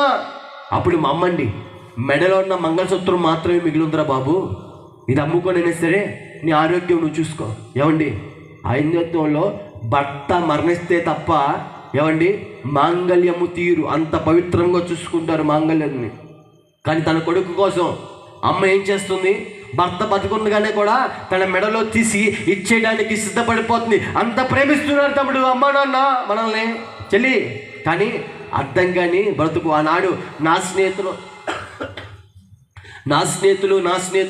నా రాజకీయ నాయకులు నేను ప్రేమించిన వాళ్ళు అని వారి గురించి ఆలోచన. ఎందుకని నా కన్న తల్లిదండ్రుల యొక్క ఏడుపు నాకు అర్థం కాలేదు. అప్పుడు మా అమ్మతో అంటున్నాను, ఏమని తెలుసా, చీకట్లో కూర్చొని డ్రగ్ డోస్ ఎక్కువైపోయి నాకు ఎక్కువ మత్తు పదార్థాలు నాకు సమాధానం టెన్షన్ పోగొడతాయి అనుకుంటే ఇంకా టెన్షన్ ఎక్కువగా చేసేసి హృదయం అంతా ఏమండి ఆ యొక్క హార్ట్ ఏవైతే గుండె చెప్పుడు ఎలా కొట్టుకుంటుందంటే నార్మల్గా లేదు, హార్ట్ టప కొట్టేసుకుంటే ఆవేదన ఎక్కువైపోద్దు, ఆలోచన ఎక్కువైపోద్దు, డ్రగ్ డోస్ ఎక్కువైపోయి ఆ మత్తు పదార్థాలు ఎక్కువైపోయి ఇలా పెద్ద కళ్ళు పెట్టి ఒక్కడనే కూర్చొని చూస్తుంటే మా అమ్మగారు భయపడిపోద్దు, ఏంట్రో నీ కళ్ళు ఏమవుతుంది అనుకుంటూ వాళ్ళు బెమ్మెందెళ్ళిపోతున్నారు. నేను మా అమ్మ చేపట్టుకుని అంటున్నాను, నాకు నా వల్ల కావట్లేదు, ఇంకా నేను తట్టుకోలేకపోతున్నాను, ఆవేదన ఎక్కువైపోతూ ఉంది, నా వల్ల కావట్లేదమ్మా, నాకు నిద్ర కరువైపోయిందమ్మా, నిద్ర రావట్లేదండి, నైట్ అయితే నిద్ర రావట్లేదు, నాకు పిచ్చి తలంపులు వస్తూ ఉన్నాయి, ఒక్క మాటలో మీకు వివరించాలంటే, ఒక్క మాటలో ఒక ఖైదీకి రేపు పొద్దున్న ఉరిశిక్ష 5ంటికి తెల్లవారుజామున ఉరిశిక్ష అంటే, తమ్ముడు ఈరోజు నైట్ బాగా నిద్రపోతాడా? ఎలా ఉంటాడు చెప్పండి ఆయన పరిస్థితి? హార్ట్ బీట్ ఎలా కొట్టుకుంటుంది? కొన్ని గంటల్లో నేను మరణిస్తున్నాను అనే ఒక భయమే తనని ఎంతగానో కలవరానికి గురి చేస్తూ ఉంటుంది. అటువంటి పరిస్థితుల్లో ఉంది నా జీవితం. ఆనాడు అలా ఉన్నా నేను కూడా, ఎవరు సాధుపరచలేకపోతున్నారు. కానీ అటువంటి సమయంలో నా బతుకట్టింది అనేక ఆలోచనలతో ఉంటున్న సమయంలో నా జీవితంలోనికి ఒక క్రైస్తవురాల్ని దేవుడు అనుమతిస్తా మొదలు పెడతా వచ్చారు. ఒక క్రైస్తవురాలు వచ్చారు. ఆ క్రైస్తవురాలు అంటున్నారు, అయ్యా ఇప్పటికే నువ్వు చాలా దేవుడికి విరుద్ధంగా బతికావు, దేవుడు అంటున్నావు, నీవు మళ్ళీ యథావిధిగా లోక సంబంధంగానే జీవిస్తున్నావు, నీ బట్టి దేవుడి నామానికి అవమానమే. అసలు మనిషి దేవుడి నామానికి మహిమార్థంగా జీవించాలని నన్ను సృజించాడు దేవుడు. సరే, అయిందేదో అయిపోయింది. ఎక్కడైనా హృదయపూర్వకంగా నటించడం కాదు, హృదయపూర్వకంగా దేవుని తట్టు తిరిగితే ఆయన నీ తట్టు తిరిగి నీకు సమాధానం దయచేసే దేవుడు ఆయన. హల్లెలూయా. హృదయపూర్వకంగా ఆయన తట్టు తిరుగుతాయి. ఇంకో దేవుడు మతాలు మార్చడానికి రాలేదు, దేవుడు శిక్షించడానికి రాలేదు, దేవుడు క్షమించడానికి వచ్చాడు. సాయి. ఆయన కనికర స్వరూపుడై ఉన్నాడు. అతిక్రమములు దాచిపెట్టేవాడు వడ్డలను కానీ వాటిని ఒప్పుకొని విడిచిపెట్టేవాడు దేవుడి యొక్క కనికరాన్ని చూస్తాడు. నీ పరిస్థితి యేసు బాబు తప్ప, యేసు ప్రభు తప్ప ఎవరు కూడా నీ స్థితిగతులు మార్చలేరా అంటుంటే, ఏమండి నేనేమో బాత్రూంలోకి వెళ్ళిపోయి ఒక్కనే మాట్లాడేసుకుంటూ గోపుల మీద కొట్టుకుంటూ ఇంకా నా భవిష్యత్తు అయిపోయింది అనుకుంటా, నా బ్రతుకు అయిపోయింది అనుకుంటా పిచ్చి పట్టిన వాళ్ళని అయిపోతానేమంటున్నాను. పిచ్చి పట్టిన వాళ్ళు అంటున్నాను. కానీ ఈ మాటలో ఒక మాట వినపడుతుంది, బాగా గుర్తుపెట్టుకోండి. ఏమన్నాను? పిచ్చి పట్టినా వాడిలా అయిపోతానేమో అన్నాను. చూసారా? ఇందాక యాక్సిడెంట్ అయిన ఫోటో ఒకటి చూపించాను, జ్ఞాపకం ఉందా మీకు? కర్మ యాక్సిడెంట్ అయిన ఫోటో. ఆ కారు వాండర్ నాకు మొన్న ఎలా కనబడ్డాడో మీకు చెప్తున్నాను. ఆ కారు వాండర్ చాలా డబ్బున్నాడండి. తన చేతి కింద చాలామంది కుర్రోళ్ళు ఉంటారు. తను కావాల్సిన మత్తుని అనుభవించేంత కెపాసిటీ ఉంది ఆ వ్యక్తికి. మొన్న మా ఊరు వెళ్తే సరదాగా నేను నా స్నేహితుడు సూర్యనారాయణ ఆ పేటలోకి వెళ్ళాం, ఆ కారు ఓనర్ ఉన్న పేటలోకి. ఆ కారులో మాతో పాటు ఉన్న ఆ వ్యక్తుల్లో ఒక వ్యక్తి కనపడ్డాడు, ఆ కారు ఓనర్ కదా. ఆ వ్యక్తి దగ్గరికి వెళ్ళి, ఏర్రా మా స్నేహితుడు కారు ఓనరు ఎలా ఉన్నాడు చూసి చాలా ఏళ్ళు అవుతుంది, బాగున్నారా మీరు అందరంటే, అన్న ఏం బాగున్నావు, నీకు తెలియదు కదా మ్యాటరు, ఆ కారు ఓనరు ఆ బ్రిడ్జ్ మీద ఉన్నాడు చూడాను. ఎరా అక్కడేం చేస్తాడంటే, ఆడు పిచ్చోడైపోయాడు అన్న అన్నాడు. ఏమైపోయాడండి? పిచ్చోడైపోయాడు. డబ్బు కోట్లకు అధిపతి ఆ వ్యక్తి, పిచ్చోడైపోయాడు. నాకు ఈడు బాగలేదండి, బాధేసింది బాగా. అయ్యో ఏమవుతుందని వాడి దగ్గర పడిగెడుతుంటే గుర్తుపట్టట్లేదు, గెడ్డలు ఇలా పెంచేసి నల్లగా పిచ్చోళ్ళు రోడ్డు మీద తిరుగుతారు చూసారు ఎప్పుడైనా? ఎలా ఉంటారా వాళ్ళ వాలకాలు? ఆ వాలకం కలిగి జీవిస్తున్నాడు ఆ వ్యక్తి. బాధేసింది. నేను కూడా అలాగే అయిపోయేవాడిని వాస్తవానికి. అయితే పిచ్చోని అయిపోవాలి, లేకపోతే చచ్చిపోవాలి, ఈ రెండే ఉన్నాయి నా ముందర ఆనాడు. అయితే క్రైస్తవురాలు అంటున్నారు, అయ్యా దేవుడిని తట్టి తిరిగి ప్రార్థన చేసుకో, దేవుడు ఏం చేస్తాడు? సహాయము చేస్తాడు. ఆ రోజు గోడ తట్టి తిరిగి ప్రార్థన చేస్తున్నాను ప్రియ దేవుని జనాంగమా. ఆ ప్రార్థనలో స్వార్థ ప్రార్థన ఆగిపోయి నిజమైన ప్రార్థన మొర ఎలా వస్తుందంటే, ఏదైతే దేవునికి విరుద్ధంగా చేసిన అతిక్రమములు, పాపపు క్రియలు, తప్పుడు క్రియలు, నా శరీరాన్ని ఏ విధంగా అయితే అపవిత్రం చేసుకున్న కార్యక్రమములు, ఏవైతే దేవుడికి నాకు మధ్యలో ఏలుబడి చేస్తున్న ఆ పాపపు బండ ఏదైతే ఉన్నదో ప్రతిదీ ఒప్పుకోవడం స్టార్ట్ చేస్తుంటే మెల్లగా కంట్లోంచి నీళ్ళు రావడం మొదలవుతుంది. కంట్లోంచి నీళ్ళు వస్తున్నాయి. మా బ్యాచ్లో ఉన్న మా అందరికీ కన్నీళ్ళు అనేవి చాలా తక్కువ. మాకు కన్నీళ్ళ గురించి, మా కంట్లో కన్నీళ్ళు తెలియవు, కానీ ఇతరుల వ్యక్తిలో ఉన్న కన్నీళ్ళే మాకు తెలుసు. అంటే ఏడుపు మాకు తెలీదు, ఏడిపించడం మాత్రమే మాకు తెలుసు అంటున్నాను.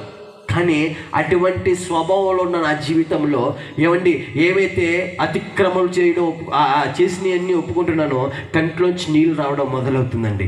ఆ రోజు జరిగిన సంఘటన ఏంటో తెలుసా ప్రియ దేవుని జనంగా? యేసయ్యా నన్ను కాపాడయ్యా, యేసయ్యా నేను పాపిడయ్యా.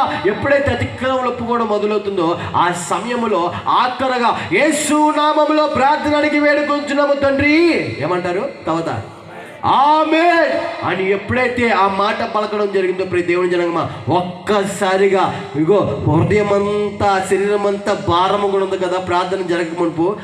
ప్రార్థన అయిపోయింది అవుతండి, ఒక్కసారిగా తేలికైపోయింది. ఒక ఒక ఒక రకమైన అనుభవాన్ని నేను ఆ రోజు రుచి చూశాను.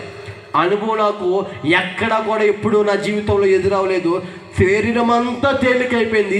వెర్రి పట్టిన వాళ్ళగా ఇలా కళ్ళు చూస్తున్నా నేను, ఆ కళ్ళు కూడా నార్మల్ పొజిషన్లోకి వెళ్ళిపోయినాయి.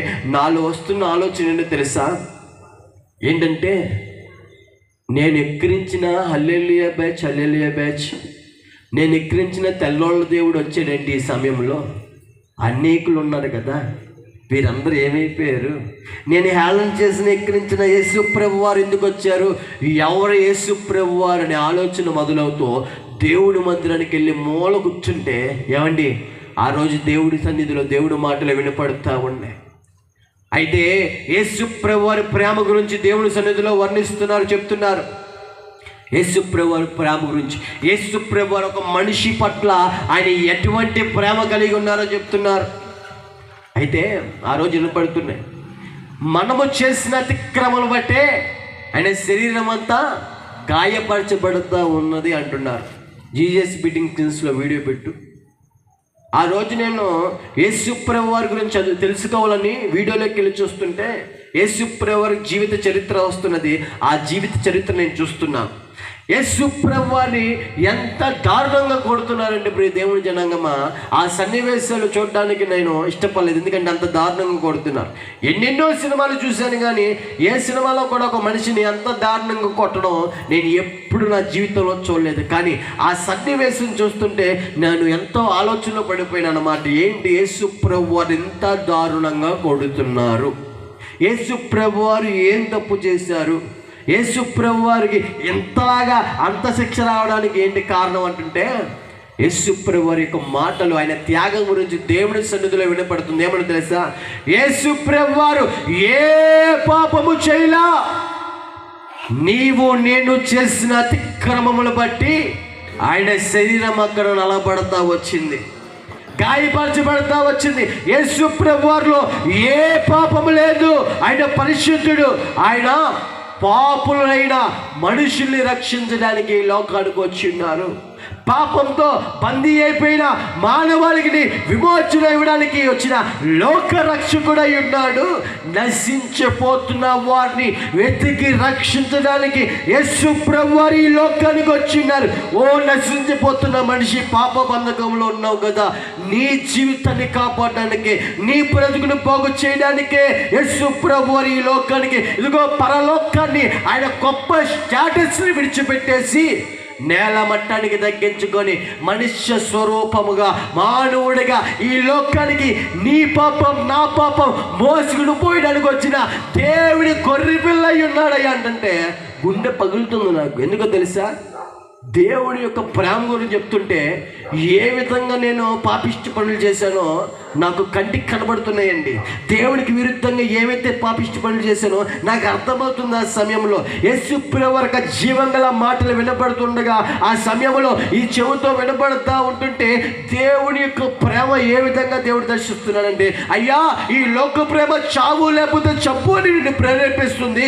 యేసుప్రభువు వారు ప్రేమ ఎంత గొప్పదో తెలుసా?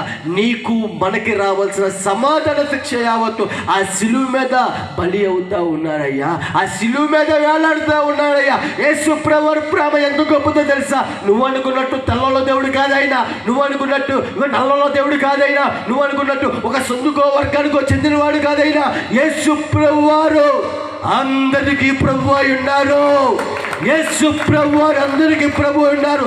ఆయన దగ్గరికి వచ్చిన వారిని త్రోసివేసే దేవుడు కాదైనా, ఆయన దగ్గరికి వచ్చిన వారిని హత్తుకునే దేవుడు. ఆయనకి పార్షియాలిటీ లేదు, ఆయనకి తనమన భేదం లేదు, అందరికీ ప్రభు అయి ఉన్నాడు. ఇగో సమస్త జనుల్లో నువ్వు కూడా ఒకటివి. భారమోస్తున్న సమస్త జనులారా ఆయన యొద్దకు రండి, మీకు విశ్రాంతి కలుగు చేస్తుంది. పాపం అనే భారం వస్తున్నారు కదా, ఆ పాపం అనే భారం వస్తున్న మనిషి నీలో నెమ్మది సమాధానం కరువైపోతా వచ్చింది. కారణం నీలో ఏలుబడి చేస్తున్నా ఆ పాప రోగం ఉన్నది.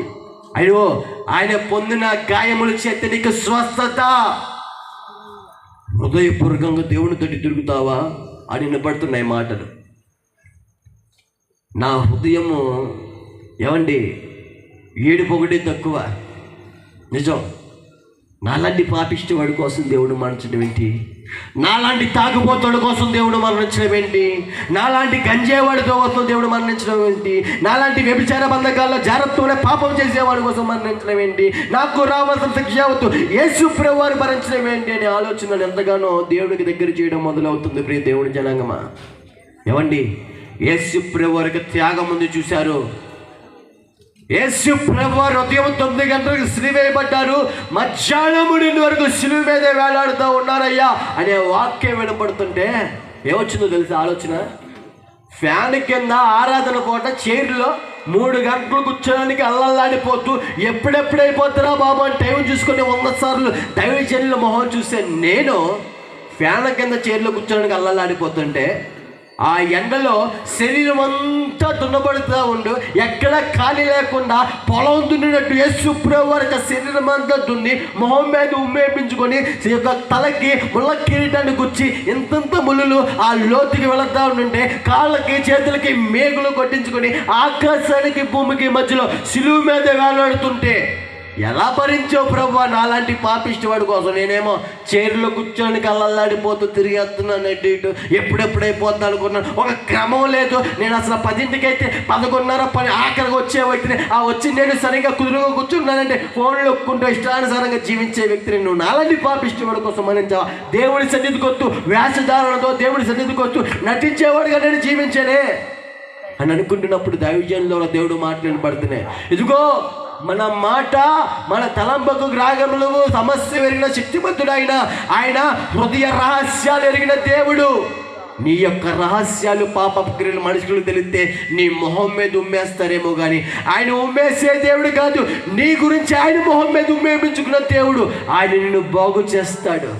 నువ్వు గోడ తట్టు తిరిగి చేసిన ప్రార్థన ఉందే, ఆ ప్రార్థన ఆయన ఆలకించాడు. నువ్వు కన్నీళ్ళు కార్చేవే, ఆ కన్నీటిని ఆయన చూచి ఉన్నాడు. ఆయన నిన్ను బాగు చేస్తానని దేవుడు వాగ్దానం చేస్తున్నాడు ఈరోజు అంటుంటే నా హృదయము పులకరిస్తుంది. ప్రియ దేవుని జనాంగమా, ఆ రోజు మా ఆత్మీయులు గారు ఒక పాఠం నేర్పారు. ఏమండి తెలుసా? నీ ఇష్ట ప్రకారంగా జీవించావుగా బాబు ఇప్పటి వరకు, ఇది మొదలుకొని దేవుడి ఇష్ట ప్రకారంగా జీవిస్తావా? నీ ఇష్ట ప్రకారంగా నువ్వు జీవించావు, ఆ మార్గం నిన్ను నాశనానికే దారి తీసింది. ఇగో దేవుడితో సావాసం చేస్తావా? ఆయనతో సావాసం చేసిన యెడల నీకు సమాధానము కలుగుతుంది. ఆయనతో సావాసం చేసిన యెడల నీకు స్వస్థత కలుగుతుంది. ఆయన వైపు హృదయపూర్వకంగా తిరుగుతావా? ఇదిగో నమ్మేవు కదా, ఇక్కడ నుంచి నమ్మేవు కదా దేవుణ్ణి, ఇక్కడ నుంచి కాకుండా నీ హృదయపూర్వకంగా ఇక్కడ నుంచి నమ్ముతావా? నమ్ముట నీ వల్లైతే నమ్మువానికి సమస్తము సాధ్యమై ఉన్నది. నీ నమ్మకము ఇక్కడి నుంచి కాదు, నీ నమ్మకం ఇక్కడి నుంచి ఉండాలా. ఐ లవ్ యూ జీసస్ అని క్యాప్షన్ కోరుకోట్లా దేవుడు. వాట్సాప్ స్టేటస్లో క్యాప్షన్ కోరుకోట్లా దేవుడు. హ్యాపీ క్రిస్మస్ అని స్టేటస్ కోరుకోట్లా దేవుడు. యేసు ప్రభువుని ప్రేమిస్తావా నువ్వు? మనుషుల్ని ప్రేమించావు కదా. ఈ లోక ప్రేమ చావు లేకపోతే చంపని నిన్ను నేర్పిస్తుంది, ప్రేరేపించింది. యేసు ప్రభువుని ప్రేమిస్తావా? యేసు ప్రభువుని ప్రేమించడం అంటే నువ్వు అనుకున్న ఐ లవ్ యూ జీసస్ కాదు ఆయన కోరుకునేది. ఇగో యేసు ప్రభువుని ప్రేమించడం అంటే ఆయన ఆజ్ఞని గైకొనుటే ఆయన్ను ప్రేమించుట, చెడుతనమును అసహించుకున్నటే ఆయన్ను ప్రేమించుట. నీ వ్యసనాల నుంచి నువ్వు బయటికి రాలేకపోతున్నావా? ఆయనతో సహవాసం చేసి ఆయన మీద ఆధారపడి ఆయన దగ్గర పెట్టి నీ మొర యావత్తు ఒక డాక్టర్కి నీ యొక్క రోగం అంతా ఏ విధంగా అయితే చెప్తావో అదే విధంగా పరమ వైద్యుడైన దేవాది దేవుడితో ఏకాంతముగా నువ్వు రహస్యమందు ప్రార్థన చేస్తే ఆయన అతి సమీపంగా ఉండే దేవుడై ఉన్నాడు. హల్లెలూయా. నువ్వు నిజముగా మొరపెడితే నీ జీవితంలో అద్భుతమైన ఆశ్చర్యమైన కార్యములను చూస్తావు అంటుంటే మా స్థావరాల గురించి చెప్పాగా ఇందాక. ఏమండి మా స్థావరాలు ఎలాంటివి? సమాధుల మధ్యలో నివసించే వ్యక్తులం మేము. మా స్థావరాల కొండల మధ్యలో నివసించే వ్యక్తులు. బాప్టిజం ఫొటోస్లో స్టార్టింగ్ ఫొటోస్ పెట్టండి. కొండ మధ్యలో గంజాయి తాగే స్థావరం ఒకటి ఉండేది మాకు. ఆ కొండ మధ్యలో ఎక్కడైతే గంజాయి తాగామో అదే ప్రాంతంలో బైబిల్ పట్టుకొని ఏకాంతంగా దేవుడితో సహవాసం చేయడం మొదలవుతుంది నా జీవితంలో. నాడు వాక్యము ధ్యానించడం మొదలవుతుంది. వాక్యము చదువుతుంటే జీవంగల దేవుడి యొక్క మాటలు నేను పాపము చేస్తున్నానే అనే గ్రహింపులోకి దేవుడు నడిపించడం మొదలు పెట్టారు. ఒకప్పుడు రోడ్డు మీద వెళ్ళే వ్యక్తులు కొడుతుంటే అది నాకు పెద్ద పాపం అనిపించలేదు, తప్పు అనిపించలేదు. కానీ వాక్యము ధ్యానం చేస్తుంటే ఏమండి నేను తప్పు చేస్తున్నాననే ఒక గ్రహింపు, దేవుడితో సహవాసం చేస్తుంటే నేను తప్పు చేస్తున్నానే ఒక రకమైన ఆలోచన వస్తూ ఉంటుంది. తల్లిదండ్రుల యొక్క ప్రేమ ఎంత గొప్పదో, తల్లిదండ్రుల్ని ఏమండి సన్మానిస్తే ఆ వ్యక్తి యొక్క జీవితం దీర్ఘాయుష్మంతుడు ఏ విధంగా అవుతాడో, తల్లిదండ్రుల్ని ఏమండి ఎవరైతే దూషిస్తారో వారి యొక్క దీపము కారు చీకట్లో ఏ విధంగా ఆరిపోతుందో ప్రతి ఒక్కటి దేవుడు అక్కడ వాక్యము ద్వారా మాట్లాడుతున్నారు. ఆయన యొక్క ప్రేమ అర్థమవుతా వచ్చింది. యేసు ప్రభువు వారు ఒక్కరికే కాదు, యేసు ప్రభువు వారు తల్లులకు మాత్రమే కాదు, యేసు ప్రభువు వారు అందరికీ ప్రభు అయి ఉన్నారు అని నోటితో ఒప్పుకొని ఆయన నిజమైన దేవుడు, ఆయన మతాలు మార్చేవాడు కాదు, బతుకులు మార్చే దేవుడు అని నోటితో ఒప్పుకొని హృదయమందు విస్తరించి అక్టోబర్ 23, 2021 సంవత్సరంలో యేసు ప్రభు వారిని నా సొంత రక్షకుడుగా, నన్ను కాపాడడానికి వచ్చిన దేవుడిగా, నన్ను ఆ పాప బంధకం నుంచి విమోచించి ఆ విమోచకుడిగా ఈ నోటితో ఒప్పుకొని అక్టోబర్ 23, 2021 సంవత్సరంలో నమ్మి బాప్తిసం పొందుకున్నాను. ప్రియ దేవుని జనాంగమా, ఆయనతో సావాసం చేసిన సమాధానం దేవుడు ఏ విధంగా చేయరు తెలుసా? ఏమండి మత్తు పదార్థాలను విడిచిపెట్టడం వల్ల కాలేదు ప్రియ దేవుని జనాంగమా. అయితే ఆయనతో ఏకాంతంగా సావాసం చేసేటప్పుడు లోక స్నేహితులు కట్ చేశాను. మనం మత్తు పదార్థాలు మానాలంటే ముందు అటువంటి అలవాట్లు ఉన్న ఆ స్నేహితులతో ఏం చేయాలా? ముందు కట్ చేయాలా. ఆ సావాసం కట్ చేసి ప్రార్థన గుంపుతో సావాసం కనెక్ట్ అవ్వాలా. నిజ స్నేహితుడైన దేవుడితో యేసు వారితో సావాసం కనెక్ట్ అవ్వాలా. ఆయన వాక్యముతో కనెక్ట్ అవ్వాలా. ఆయనతో ఏకాంతంగా గడిపిన రోజుల్లో ఏం జరుగుతుందో తెలుసా? సిగరెట్ పొగ వాసన నా ముక్కు దగ్గరికి వస్తుంటే పూర్తి విరక్తి వచ్చేసేలాగా దేవుడు వాటి మీద నాకు జయము దయచేస్తా వచ్చాడు. హల్లెలూయా. మారు మనసు నిమిత్తం, పాప క్షమాపణ నిమిత్తం బాప్తిసం పొందుకున్న తర్వాత ప్రియ దేవుని జనాంగమా, ఏమండి మార్పు మొదటిగా ఎవరు చూస్తారు? మనలో తల్లిదండ్రులు చూస్తారు. నిజం. మన కుటుంబం చూడాలి ఫస్ట్, ఆ తర్వాత ప్రాంత ప్రజలు చూస్తున్నారు, ఆ తర్వాత ఎవరు? అందరూ చూస్తుంటే మా స్నేహితులు ఎంతసేపు రౌడీ షీటర్లు కాబట్టి ప్రతి ఆదివారం సంతకాలు చేయాలి. వాళ్ళు వెళ్ళి రౌడీ షీటర్లో ప్రతి ఆదివారం వెళ్ళి సంతకాలు పెట్టాలా. అయితే పోలీసులు అడుగుతున్నారంట, న్యూస్ పేపర్ ఫొటోస్లోకి వెళ్ళి పోలీసు వారు అడుగుతున్నారు, నీ జీవితము ఎవరు బాగు చేశారు? నీ జీవితము చాలా దారుణంగా ఉండేది కదా, ఎవరిని ఇంతలా ప్రభావితం చేశారు ఈ విధంగా మార్పు చెందడానికి? లేకపోతే ఏమైనా నటిస్తున్నావా అన్నారు. నేను అన్నాను ఒక మాట, అయ్యా ఈ జీవితాన్ని ఎవరో కూడా సాధుపరచలేకపోయారు. ఈ పాడైపోయిన మనిషిని ఎవరు కూడా సాధుపరచలేరు. ఈ పాడైపోయిన జీవితాన్ని బాగు చేయగల సామర్థ్యము, శక్తి ఉన్న ఒక ఆయన ఉన్నాడు. ఆయన పేరే నజరేయుడైన యేసుక్రీస్తు. ఆయన జీవం గల వాక్యము నాలాంటి అనేకుల జీవితాన్ని ప్రభావితం చేసి, ఆయన జీవితం అనేకుల్ని ప్రభావితం చేసి అనేకుల్ని ఆయన తట్టు ఆకర్షించుకున్నాడండి. ఆయన ప్రేమతో ఆకర్షించాడు నా జీవితాన్ని. నా జీవితం మార్చడం ఆయన వల్ల మాత్రమే. ఎవరో సాధుపరచలేకపోయారు నా జీవితాన్ని. ఏ డాక్టర్ల వల్ల కాల, వచ్చే టాబ్లెట్ల వల్ల కాల, ఏ రిహాబిలిటేషన్ సెంటర్ల వల్ల కాల, నన్ను కన్న నా తల్లిదండ్రుల వల్ల కాల. ఏమండి, చట్టాలు ఉన్నాయి, ప్రభుత్వాలు ఉన్నాయి, లాయర్లు ఉన్నారు, వారి వల్ల కూడా కాలేదు. ఏ మనిషి ఇంకో మనిషిని బాగు చేయలేడు, విమోచించలేడు. ఆ మనిషిని సృజించిన సృష్టికర్త అయిన దేవుడు మాత్రమే ఆ పాడైపోయిన జీవితాన్ని బాగు చేయగలడు. ఆయన పేరే నజరేయుడైన యేసుక్రీస్తు. హల్లెలూయా. దేవుడి జనాంగమా, ఇప్పటివరకు మోకాలు వేసింది మీ ముందు ఏదో నేను పెద్ద భక్తి పరుణని చెప్పుకోవడానికి కాదు, కానీ నా బలహీనతలు ఏంటో, నా గతము, నా శరీరం ఎంత బలహీన పడిపోయిందో మీకు చెప్పాను. లైన్గా నడినెత్తున చరికాల వరకు స్కానింగ్లు ఏ విధంగా మారాయో చెప్పాను కదా. ఏమండి, అక్టోబర్ 23, 2021 సంవత్సరంలో యేసు ప్రభు వారిని నేను నమ్ముకున్నాను హృదయపూర్వకంగా. ఈరోజు ఎంతండి డేటు చెప్పండి, జ్ఞాపకం చేయండి నాకు. డిసెంబర్ 11, 2025. అక్టోబర్ 23, 2021 సంవత్సరం మొదలుకొని డిసెంబర్ 11వ తారీఖు 2025 సంవత్సరం ఈ క్షణం వరకు ఏ స్కానింగ్, ఎంఆర్ఐ స్కానింగ్లో, ఎక్స్రేలు ఒంటి మీద పడకుండా మోకాళ్ళ మీద ఈ విధంగా ఇంతసేపు నిలబడి సాక్ష్యం చెప్పేంత ఆయన బలముతో నింపి ఆయనకి సమస్తము సాధ్యమే. ఎటువంటి పాపిష్టి జీవితమైనా సరే బాగు చేయగల సామర్థ్యము, శక్తి ఆయనలో ఉందని ఈ విధంగా దేవుడు మీ ముందు చూపిస్తున్నాడు. దేవుడి జనాంగమా, ఇది మనిషి బలము కాదు, ఇది మనిషి జ్ఞానము కాదు, ఇది కేవలము దేవుని యొక్క కృప ఉన్నది. పోలీసు వారు పేపర్లు ఎక్కించారు, కనపడుతుంది ఆ పేపరు. మతోన్మాది మనిషిగా మారి అని పెద్ద హెడ్డింగ్ లేనేసి కింద మ్యాటర్ రాసేది చూడండి. ఏమని రాశారు చెప్పనా? సాయిని మేమే బాగు చేస్తాం, నన్ను బాగు చేసింది పోలీసు వాళ్ళని రాసేసుకున్నారు. నేను పోలీసు వాళ్ళు తప్పు పట్టట్లేదు, కానీ పోలీస్ వ్యవస్థకి ఇక్కడ నిలబడి సెల్యూట్ చేస్తా. అయితే నేను అంటాను, పోలీసు వారు మా శరీరాన్ని గాయపరిచారు, కానీ గాయపడ్డ మా హృదయాల్ని వారు బాగు చేయలేకపోయారు. గాయపడ్డ హృదయాన్ని బాగు చేయగల శక్తి, సామర్థ్యము అది కేవలము యేసు ప్రభు వారికి మాత్రమే ఉంది. ఇంకో ఫోటో, పేపర్ ఫోటో కూడా చూడు, ఏముంటుందో తెలుసా? ఆ పేపర్ ఫోటోలో క్రైస్తవ్యం అంటే మత మార్పులు కాదు, పాడైపోయిన జీవితాల్లో వెలుగు నింపడమే. హల్లెలూయా. ఆ విధంగా పేపర్ వాళ్ళు సాక్ష్యం ఇచ్చారు. ఇప్పుడు దేవుని జనాంగమా, ఏ ప్రాంతంలో అయితే నా తల్లిదండ్రులు ఏమండి తలదించుకున్నారో అదే ప్రాంతంలో తలెత్తుకునేలాగా దేవుడు కృప చూపించడం మొదలుపెట్టారు. అయితే మా అమ్మగారు దేవుడి సన్నిధి రావడానికి భయపడుతూ వచ్చారు. కారణం ఏంటో తెలుసా? అమ్మ ముత్తైదు అన్నాడు కదా, మా కుటుంబ సభ్యులందరికీ భయపడుతుంది ఆమె.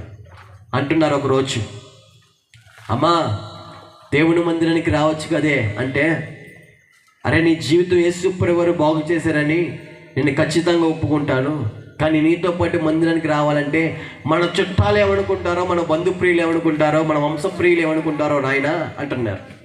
అప్పుడు నేను దేవుని మందిరంలో ఒక వాగ్దానం తీసుకున్నాను. బాప్తిసం ఫొటోస్లో ఆ వాగ్దానం ఉండి చూడండి ఒకసారి. వాగ్దానం ఏంటంటే, యెషయా గ్రంథం 54వ అధ్యాయం 4వ వచనంలో మా అమ్మగారి పేరు మీద వాగ్దానం తీసుకుని బైబిల్లో పెట్టుకున్నాను నేను. ఆ రోజు మా అమ్మగారిని అడుగుతున్నాను, ఈ మాట చెప్పి నా సాక్ష్యం నేను ముగిచ్చేస్తాను.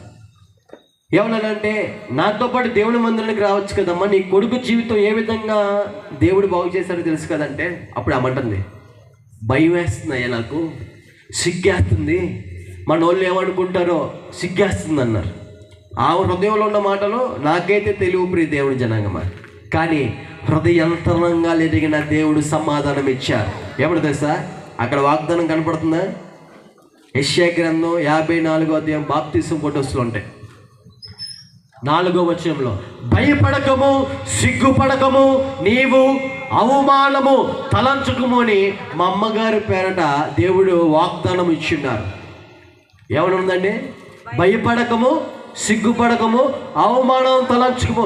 దేవుని మందిరానికి వస్తే వాళ్ళు ఏమనుకుంటారో వీళ్ళు ఏమనుకుంటున్నారో అని భయపడుతున్న మా అమ్మగారికి దేవుడిచ్చిన సమాధానం ఏంటి తెలుసా? భయపడకో, సిగ్గుపడకము, నీవు అవమానము తలంచుకుమాక. ఏమండి, ఆ వాక్యము చదువుతుండగా వాక్యంలో ఉన్న జీవము మా అమ్మగారి యొక్క హృదయము తెరవడం దేవుడు మొదలు పెడతా వచ్చారు. హల్లెలూయా. అదే యొక్క సమయంలో దేవుడు నాకు ఇచ్చిన వాగ్దానం ఋతు గ్రంథం 2వ అధ్యాయంలో 12వ వచనంలో, నీవు చేసిన దానికి నేను ప్రతిఫలము దయచేసే దేవుణ్ణి అని చక్కగా దేవుడు వాగ్దానం ఇచ్చిన్నారు. నేను దేవుని పనిలో ఒక సాక్షిగా పలు ప్రాంతాల్లో ఆయన నామానికి మహిమార్థంగా దేవుడు వాడుకుంటా ఉన్నారు. ఎక్కడైతే అవకాశం ఇస్తున్నారో అక్కడికి వెళ్ళి నా జీవిత సాక్ష్యాన్ని ఈ విధంగా నా ఫొటోస్ అవన్నీ చూపించి ఈ విధంగా వివరించడం జరుగుతుంది. ఆయన పని చేస్తున్నాను కాబట్టి ఆ యొక్క సంవత్సరం డిసెంబర్ 30వ తారీఖు ఆ సంవత్సరం ముగింపు మునిపే నా తల్లిదండ్రుల యొక్క రక్షణ నా దేవుడు నాకు దయచేస్తా వచ్చారు. మేము మా కుటుంబం అంతా నిజమైన దేవుడిని ఆరాధించేవారుగా దేవుడు కృప చూపిస్తా వచ్చారు. నా స్నేహితుడు ఒకప్పుడు చెప్పాడండి, ఏంటని, బాగు చేసి దేవుడు రామా చర్చికి రారంటే ఇదేంటి దేవుడు అన్నాను. హల్లెలూయా బ్యాచ్, హల్లెలూయా బ్యాచ్ అన్న. శాంతి సమాధానాలు మత్తు పదార్థాలు అన్నాడు. కానీ గంజాయి నన్ను పాడు చేసింది, సిగరెట్లను పాడు చేసి, వ్యభిచార గృహాలు పాడు చేసి, ఏమండి ఆడపిల్లలతో అక్రమ సంబంధాలు పాడు చేసి, డబ్బు మీద వ్యామోహం నన్ను పాడు చేసి, అన్నిట్లో వెతికాను కానీ ఎన్నిటితో సావాసం చేశాను కానీ ఎందులో కూడా నెమ్మది లేదు. శరీరాస, నేత్రాస, జీవపడమము నాశనానికే దారి తీసింది నన్ను. నిజమైన సంతృప్తి, నిజమైన ఆనందం దేవుని సన్నిధిలో నాకు దొరికింది. ప్రియ దేవుని జనాంగమా, ఆయన మాటలో దొరికింది.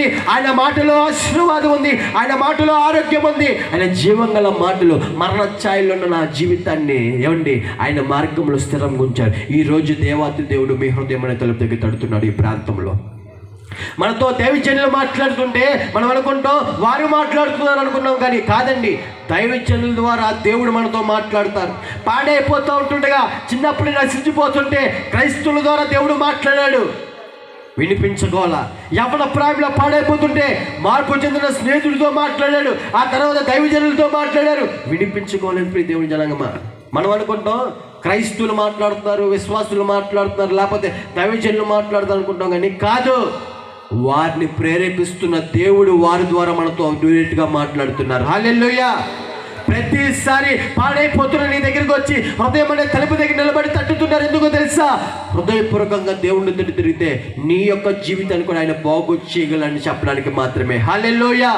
ప్రియమైన దేవుడి జనాంగమా, ఆలకించండి. మా ఆత్మీయ తండ్రికి ఒక బహుమానం ఇచ్చానండి. మన ఆత్మీయ తల్లిదండ్రులు మన దగ్గర కోరుకునే బహుమానం ఏంటి చెప్పనా? మన ఆత్మీయతలో ఎదిగిదవే అది మన దగ్గర కోరుకునే బహుమానం. మరి సాదృశ్యంగా ఇవ్వాలిగా మరి బహుమానం వాళ్ళకి. ఏమాలంటే ఎక్కువసేపు మోకాల మీద దేవుడి సన్నిధిలో గడిపేటప్పుడు బాప్తిస్మం ఫోటో ఆఖరి వీడిపోయి చూడు. ఎక్కువసేపు దేవుడి సన్నిధిలో మోకాల మీద గడుపుతుంటే మోకాలన్నీ నల్లబడిపోయి అక్కడ చర్మం ఉంటుంది కదండి, మృత చర్మం అయిపోయి ఆ చర్మం అంతా పొట్టు రాలుతూ ఉంటుంది. ఆ పొట్టు అంతటిని కలెక్ట్ చేసి మా ఆత్మీయ తల్లికి, మా ఆత్మీయ తండ్రి డానియల్ ఆనంద్ గారికి, కమల్ కుమార్ గారికి, కలవరి ఇమ్మాన్యుయల్ మినిస్ట్రీస్ వెళ్ళే మందిరం వారికి అంత బహుమానం ఇచ్చి అంత బలమో దేవుడు దయచేయడం మొదలు పెడతా వచ్చారు. ప్రియ దేవుని జనాంగమా, ఇప్పటి వరకు నువ్వు చూసావు ఏమన్నా తెలుసా? లోకముతో పాపముతో సావాసం చేసిన జీవితం ఓ ఎవడస్తురాలో ఓ మనిషి ఏ విధంగా ఉందో చూసావు. ఆయనతో సావాసం చేస్తే ఒక మనిషికి నిజమైన సమాధానం, విశ్రాంతి ఏ విధంగా అనుభవించానో ఆ మాటలు కూడా నువ్వు చూసి ఉన్నావు. ఏ గుంపుకి సంబంధించిన వ్యక్తిగా ఉన్నావు ఒకసారి జ్ఞాపకం చేసుకో. ఈ సాక్ష్యం దేవుడు నీకు తీసుకోవడానికి కారణం ఏంటో తెలుసా?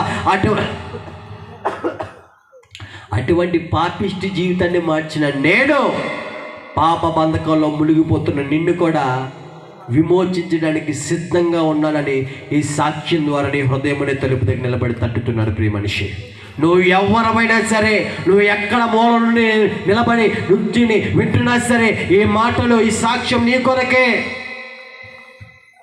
ఈ సమయంలో నువ్వు దేవుని తట్టు తిరుగుతావు. అయిపోయిందండి సమయము, నా సమయం అయిపోయింది, నా మాటలు అయిపోయినాయి, ఇప్పుడు మీ మాటలు కావాలి దేవునికి. అందరూ కళ్ళు మూసుకొని ఉన్న స్థలాల్లో అలా లేచి నిలబడదాం.